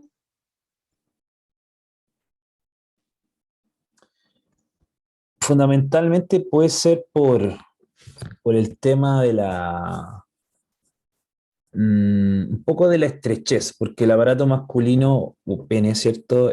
Tiende a ser un poco más estrecho y el preservativo obviamente viene como más ajustado, entre comillas. En el caso del condón femenino, obviamente también está ajustado, pero es una mayor área, ¿cierto?, de protección, lo cual puede dejar de algún momento que quede desprotegido, que se suelte, probablemente un poco más fácil comparado con el condón masculino, ¿ya? ¿O que se rompa tal cual también podría ser? O exacto, que se rompa o se coloque mal. Eso en ambos tipos de preservativos, ¿ya? Porque en el O caso sea, del es que hombre. claro, porque Mm, esos factores como que se coloque mal o algo por el exacto. estilo Eso, están en el eso, uso típico, eso claro. es el uso típico. Ahora, Pero en el otro, en el otro es que finalmente puede haber una chance, una probabilidad de que en el acto, en la penetración, ¿cierto? En la actividad sexual se rompa, que haya una fatiga material, que ya eso ya es propio del ya no es un tema de error de manipulación, sino ya es un error intrínseco del método. Por lo tanto, todo método o todo instrumento va a tener un error propio. Entonces, ese sería como el error inherente del método como tal. profe, y obviamente si se combinan varios métodos va reduciendo todas estas posibilidades, Exacto, ¿verdad? exacto. O sea, si hay varios métodos, finalmente eso genera una posibilidad, entre comillas, nula o mínima de embarazo. Ahora, Claro, porque delante hablábamos como de una mujer, o sea, con un periodo regular, normal, mm, entre comillas, mm. pero en el caso de una mujer con periodo irregular, igualmente se podrían combinar métodos como el condón masculino y la abstinencia periódica, ¿o no? Es que la abstinencia periódica es compleja porque ¿cómo la mide desde el punto de vista de un periodo irregular? ¿Cómo lo mide? Del calendario no podría. Tendría que... Ay, sí, perdón, no, profe, es que tomé como solamente métodos que vi al azar, pero otros métodos que, claro, que no funcionen, o sea, que funcionan en una mujer irregular, combinado, eso sí serviría, ¿o no? Exacto. Ahora, el preservativo siempre tiene que estar ahí, sobre todo cuando no hay pareja única, cuando una persona puede tener una actividad sexual un poco más promiscua o más diversa, porque obviamente eso aumenta la capacidad de contagio o de alguna ITS. Entonces, por eso hay que tener ojo con el tema de la ITS, porque normalmente siempre se habla del control de natalidad, que normalmente debería andar bien con el método que utilice, que tenga alta eficiencia, como los que están en color verde, pero acá también hay que tener un- un- un- una, una situación particular con el tema de la infección de transmisión sexual. ¿Ya? Sí, profe, se entiende. Me parece que esto es del MinSal, si no mal recuerdo. ¿Ya? Esta tabla, ¿ya? Que normalmente es un poco internacional, los valores no cambian mucho. Profe, Dígame. es sobre la lactancia, que hay algunos que salen en lactancia y sin lactancia. ¿Cuál es como, ¿a qué se debe eso? Que sea como uno más efectivo y el otro no. Más que efectivo, no. Recuerden que la lactancia está asociada a la prolactina y como vimos ayer, para que no se corte la secreción de leche, en algunos casos Y ahí un poco volviendo al tema que había preguntado alguno de ustedes sobre qué método anticonceptivo es el más eficaz desde el punto de vista hormonal.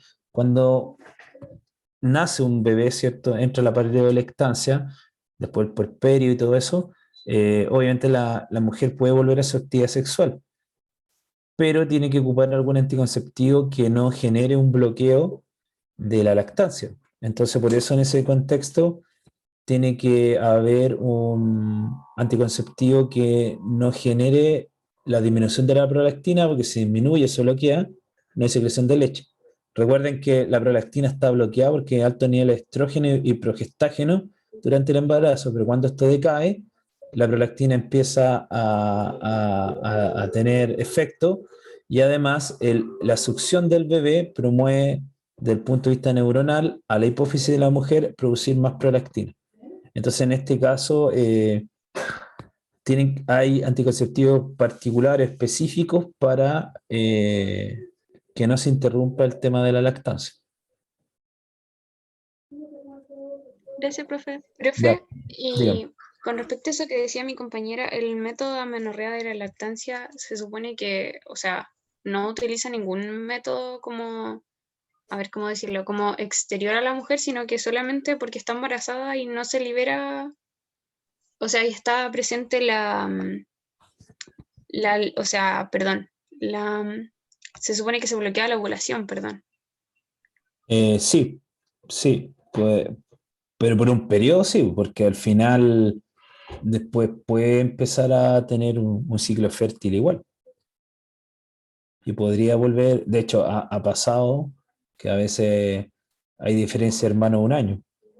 O sea, uno tiene 2 y el otro tiene 3, o un par de meses. Y eso puede darse porque no había un cuidado anticonceptivo y finalmente era como que no se cuidaba. Y por lo tanto, en una actividad sexual puede haber quedado embarazada. O quedó embarazada para que nuevamente quede embarazada.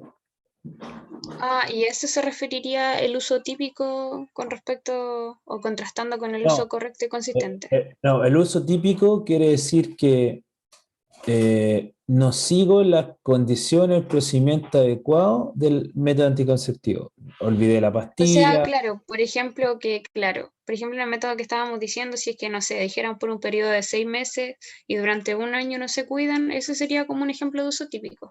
Exacto. O se olvidó, muchas pastillas anticonceptivas tienen placebo, ¿cierto? Tienen como de un color distinto, que no tienen nada, solo para ordenarse como en la fecha, ¿cierto?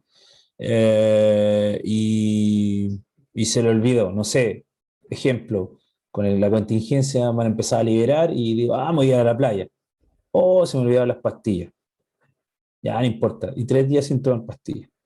Y justo tiene relación sexual. Entonces, y justo están las condiciones, están justo la época de la etapa de ovulación, estos días de fertilidad, y se da todo, la tormenta perfecta para que quede embarazada. O el preservativo no estaba en las condiciones idóneas, almacenado y se rompió.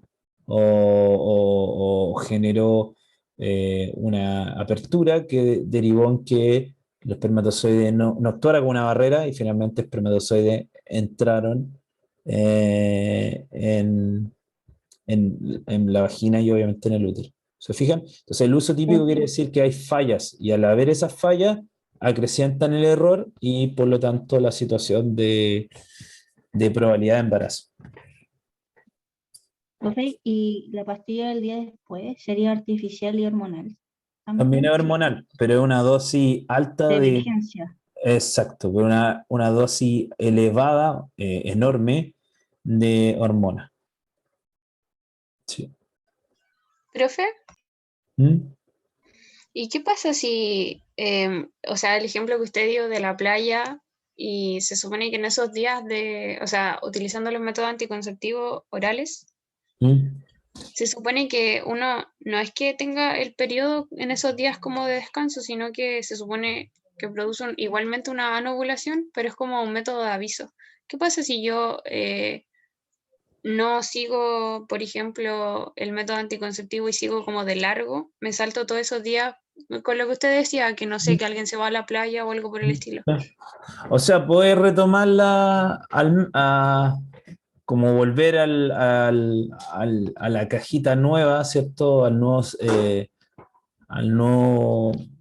a la cajita nueva de pastillas, pero esos días obviamente eh, retomo el tratamiento, pero la idea es que si no están las pastillas, ocupar otro método anticonceptivo. Ahora, normalmente, si lleva mucho tiempo tomando pastillas, la probabilidad de que ocurra eso igual es baja.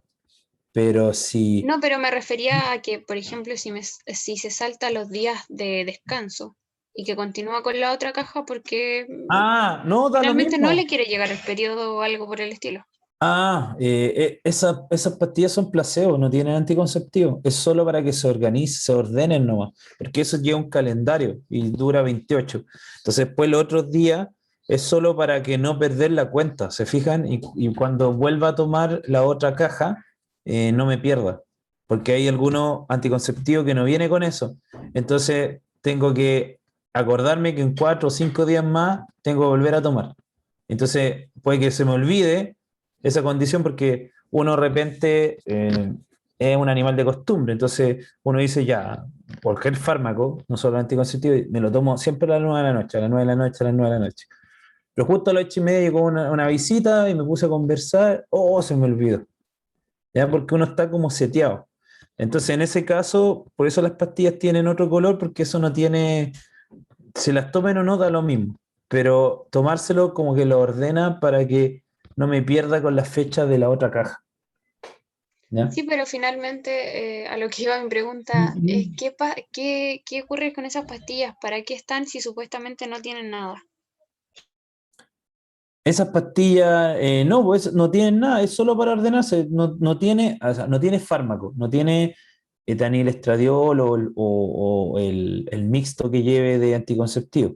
Es una pastilla que tiene los mismos excipientes, pero sin el principio activo, y solo es para... Claro, pero ¿para qué se supone que están ahí? ¿Para qué vienen en la cajita? ¿Por qué no se puede seguir el otro mes con las pastillas normales? ¿Por qué son necesarias las pastillas placebo? Ah, no, es solo para que se organizan, no, para que no se pierdan en las fechas. O sea, podría ser que no tiene eso y espero los días, 5 días, los días tantos para tomar la otra caja, ¿no? Pero ¿qué pasa si me olvido de tomarla? Pienso que son 4 días más. Hoy ya estamos a viernes, sería el miércoles. Y con distintas cosas que uno está haciendo, se me olvidó, tenía que haberme tomado el miércoles, recién me la tomo el viernes. Entonces ya estoy de alguna manera no siguiendo las indicaciones.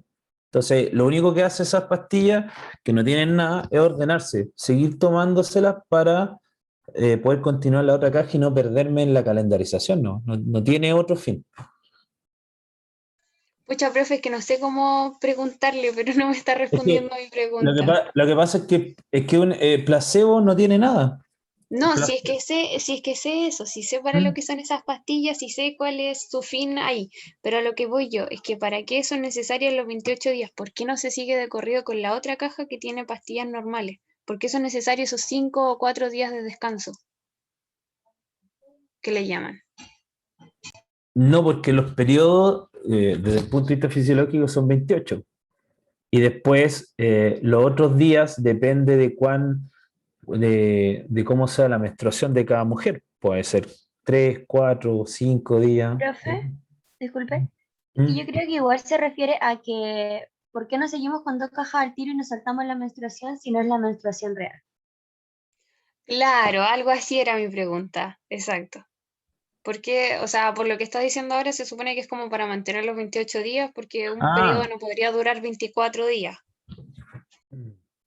eh, sí, porque efectivamente no es una menstruación real, no hay, o sea, no sé, entiendo la pregunta.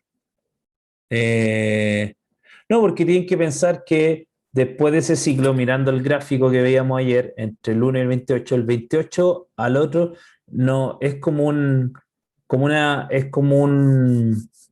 periodo, ¿cierto? En el cual tiene que haber todo, entre comillas, fisiológicamente tiene que haber toda esta reestructuración y vuelve de nuevo a tiempo cero para nuevamente generar. Entonces tienen que dejar ese tiempo para que nuevamente, desde el punto de vista hormonal, de la parte preovulatoria, se vuelva a aplicar esta hormona para que no genere los procesos ni folículo estimulante ni luteinizante, ¿ya?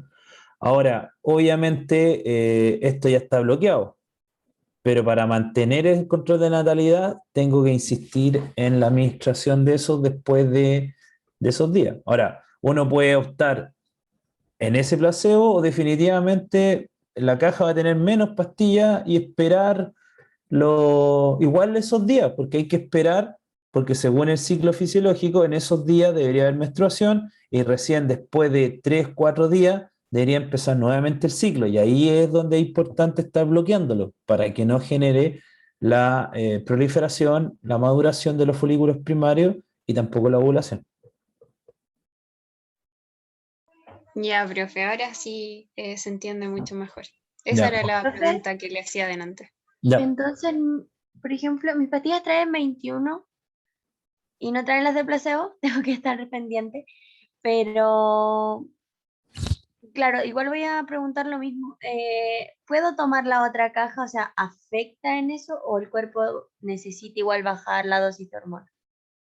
Es que afecta porque piensan que cuando terminan los 21 días, ahí debería haber una menstruación fisiológica, que no la hay, pero está bloqueado y tienen que dar los días para que después, cuando empiece el día 1, el preovulatorio, ahí empieza el efecto nuevamente de la hormona, bloqueando la proliferación.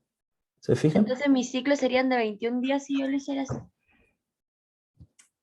tampoco. Eh, es que no son de 21 días, porque, bueno, es que depende del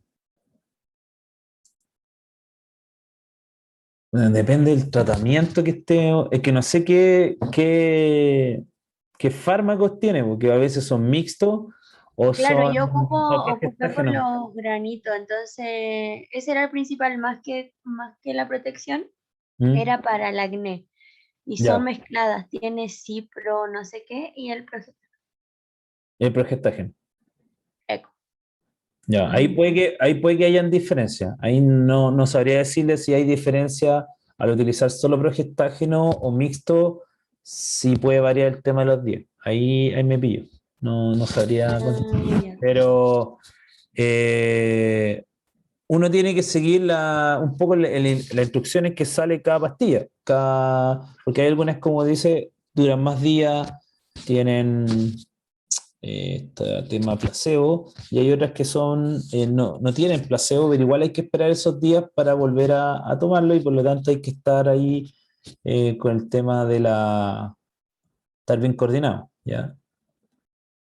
Eh, Ahora, cuando hablamos del uso típico, eso es cotidiano, cuando alguien se va de vacaciones, se toma unos días, y por eso muchas veces las mujeres tienen las pastillas en la cartera, en un lugar que siempre anden llevando, porque si lo tienen en un cajón, en algo, y si van de la casa o tienen que salir de urgencia, no las van a llevar.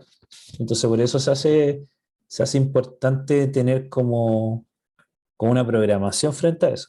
Ahora, muchas veces mejor, más que las pastillas, usar estos tratamientos intradérmicos que una sola vez se implementan o se administran y puede durar varios años. Entonces, así ya se olvidan de la administración oral o estar ahí como pensando, me la tomé, no me la tomé, o no me la tomé tal día, etcétera.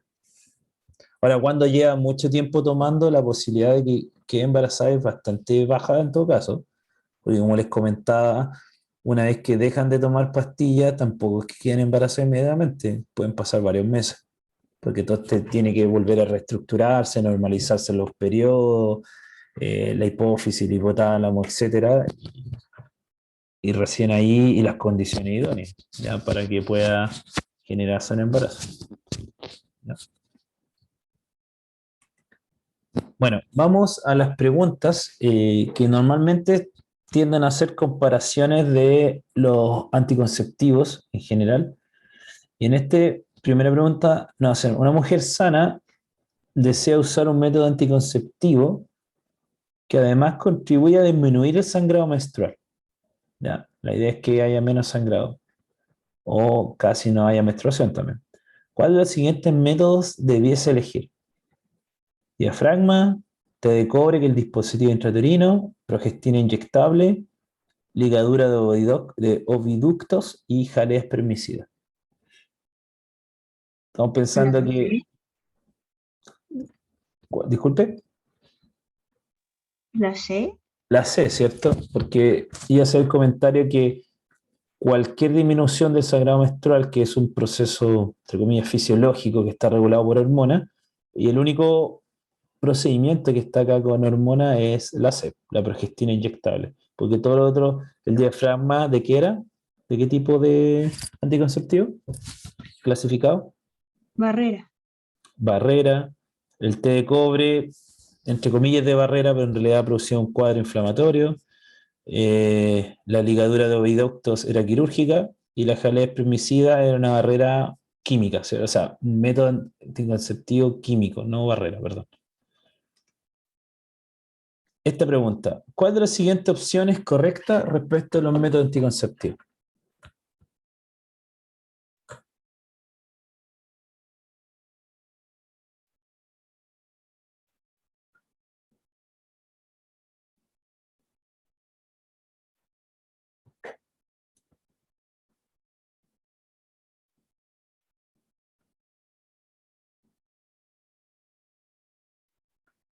¿Cuál sería La D, ¿La D?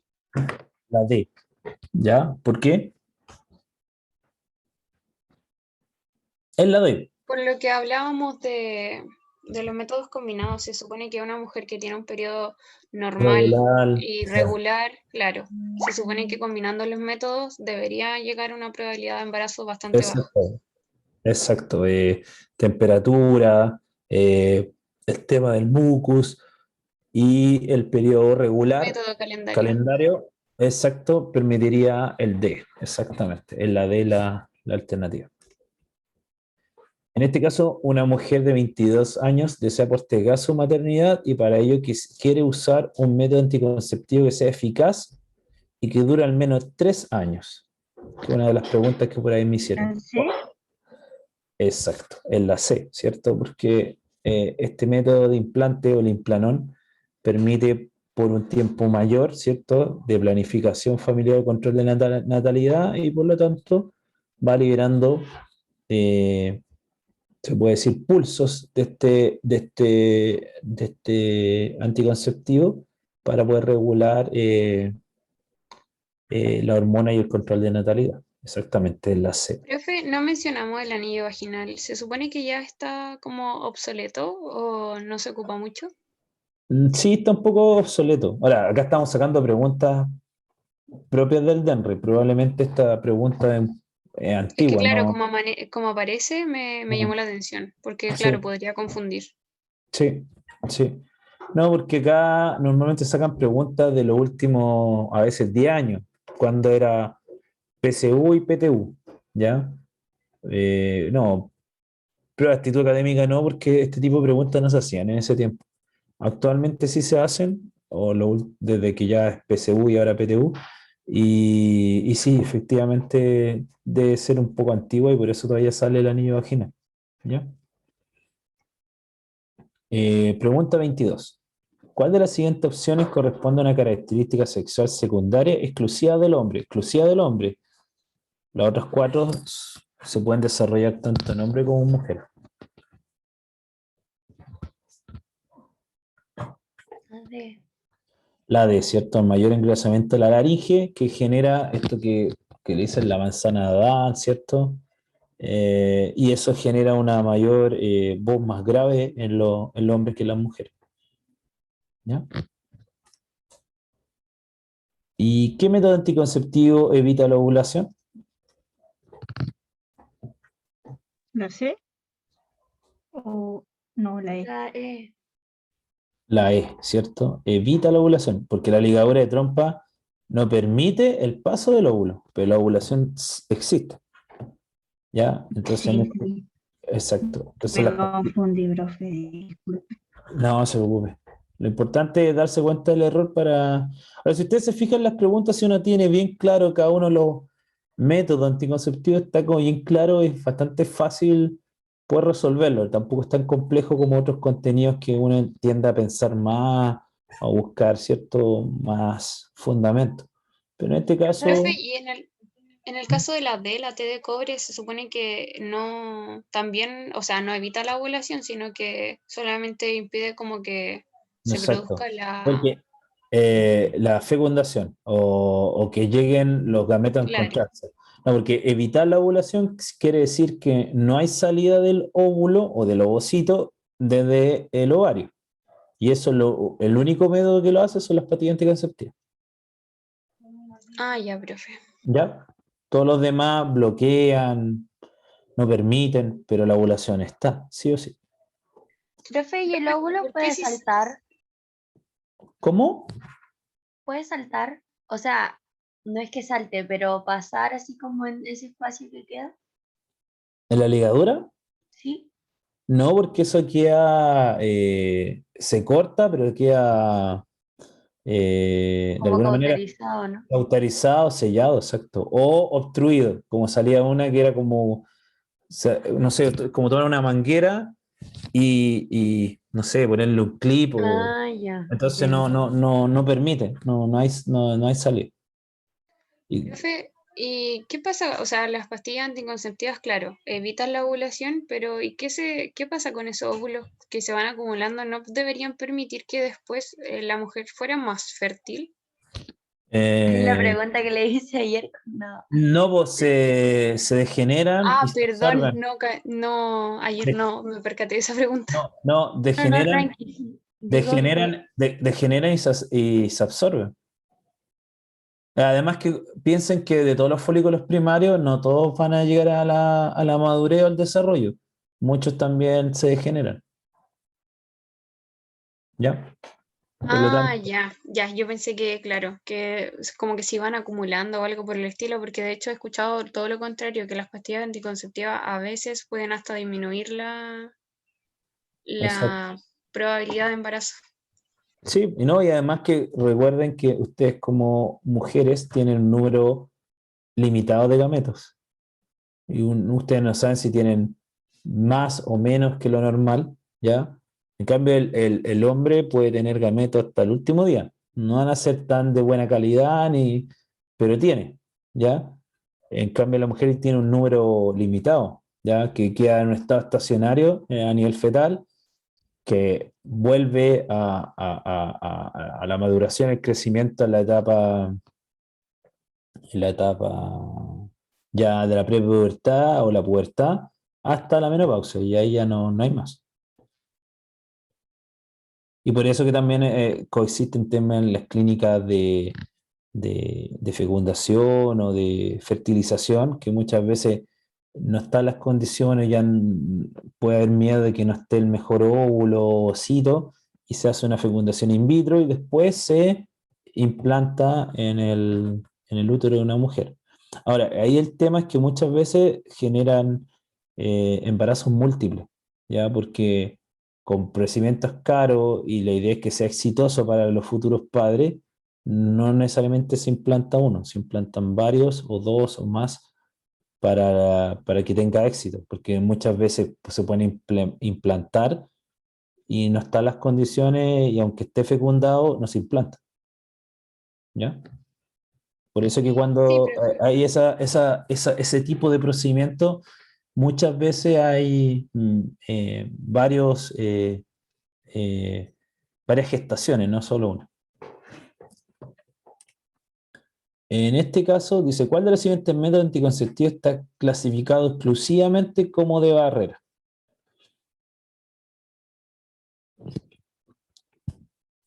Ah, La, ¿cierto? El diafragma cervical que comentamos hace un momento. Y esa era la última, ¿sí? En que si ustedes se fijan un poco en la presentación, la idea cuál es entender las diferencias de las distintas métodos anticonceptivos y tenerlos claros. Y eso es fundamentalmente el tipo de preguntas que hay, que son eh, que hay que tener claro en la respuesta. Tampoco probablemente van a haber muchas preguntas, quizás una pregunta, pero si uno tiene claridad en los conceptos, no es difícil, no es complejo poder responder esto. ¿Ya? Creo que lo que tiene más complejidad por el tema fisiológico, el control hormonal, ¿cierto? Hipotálamo, hipófisis, lo que revisamos ayer, pero teniendo claridad de qué regula, cómo se libera, lo cíclico y todo eso, no debería haber problema. ¿Ya? No sé si Profe, queda una alguna. consulta. Sí, dígame. ¿De qué va a ser la próxima clase? Uno sé que eso lo maneja a veces el profe Carlos. Es que tenía una duda porque ahora en el temario estaban las ITS. Entonces, Debería venir la ITS entonces, sí. ya. Entonces ahí deberíamos ver con más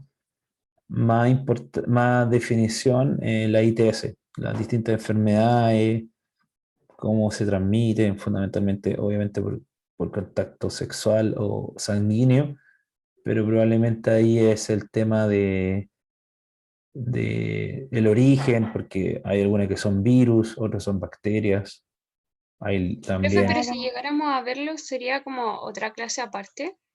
Sí, debería ser la clase de la próxima semana. Ah, ya, se entiende. Sí, porque el otro día cuando hablamos con Carlos me decía que me habló de la ITS, entonces, y después me parece que ya viene como una clase como de practicar algunos conceptos, preguntas. Y después vendría ecología y termina común. Sí, Ah, sí. ahí viene otra parte de biología que ya es bien distinta, que tiene que ver con las distintas interacciones, no sé, depredación, simbiosis, eh, parasitismo, etcétera, que son ecosistemas, varios ítems que es otra unidad totalmente distinta. Claro. Gracias. Ya de nada.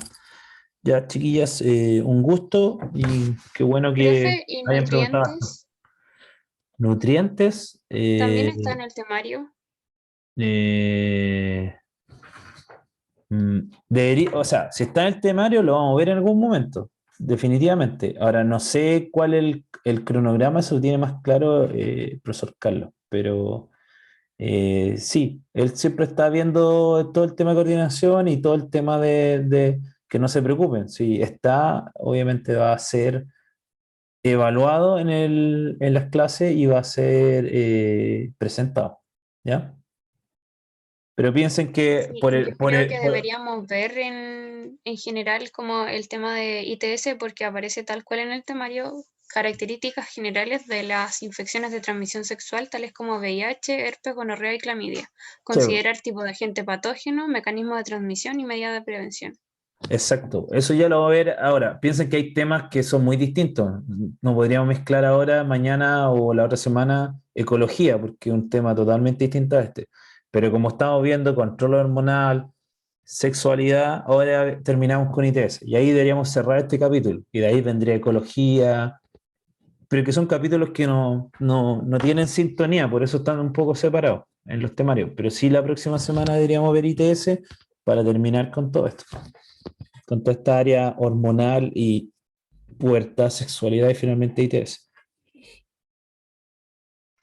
Ah, Ya, ya, profe. gracias. Ya, que tengan un buen fin de semana y cualquier duda, consulta, la vemos la otra semana o escriba. ¿Ya? Abrazo Ya. para Gracias, todos. profe. Chao, Gracias, chao. profe. Chao, Profe, chao, chao. profe.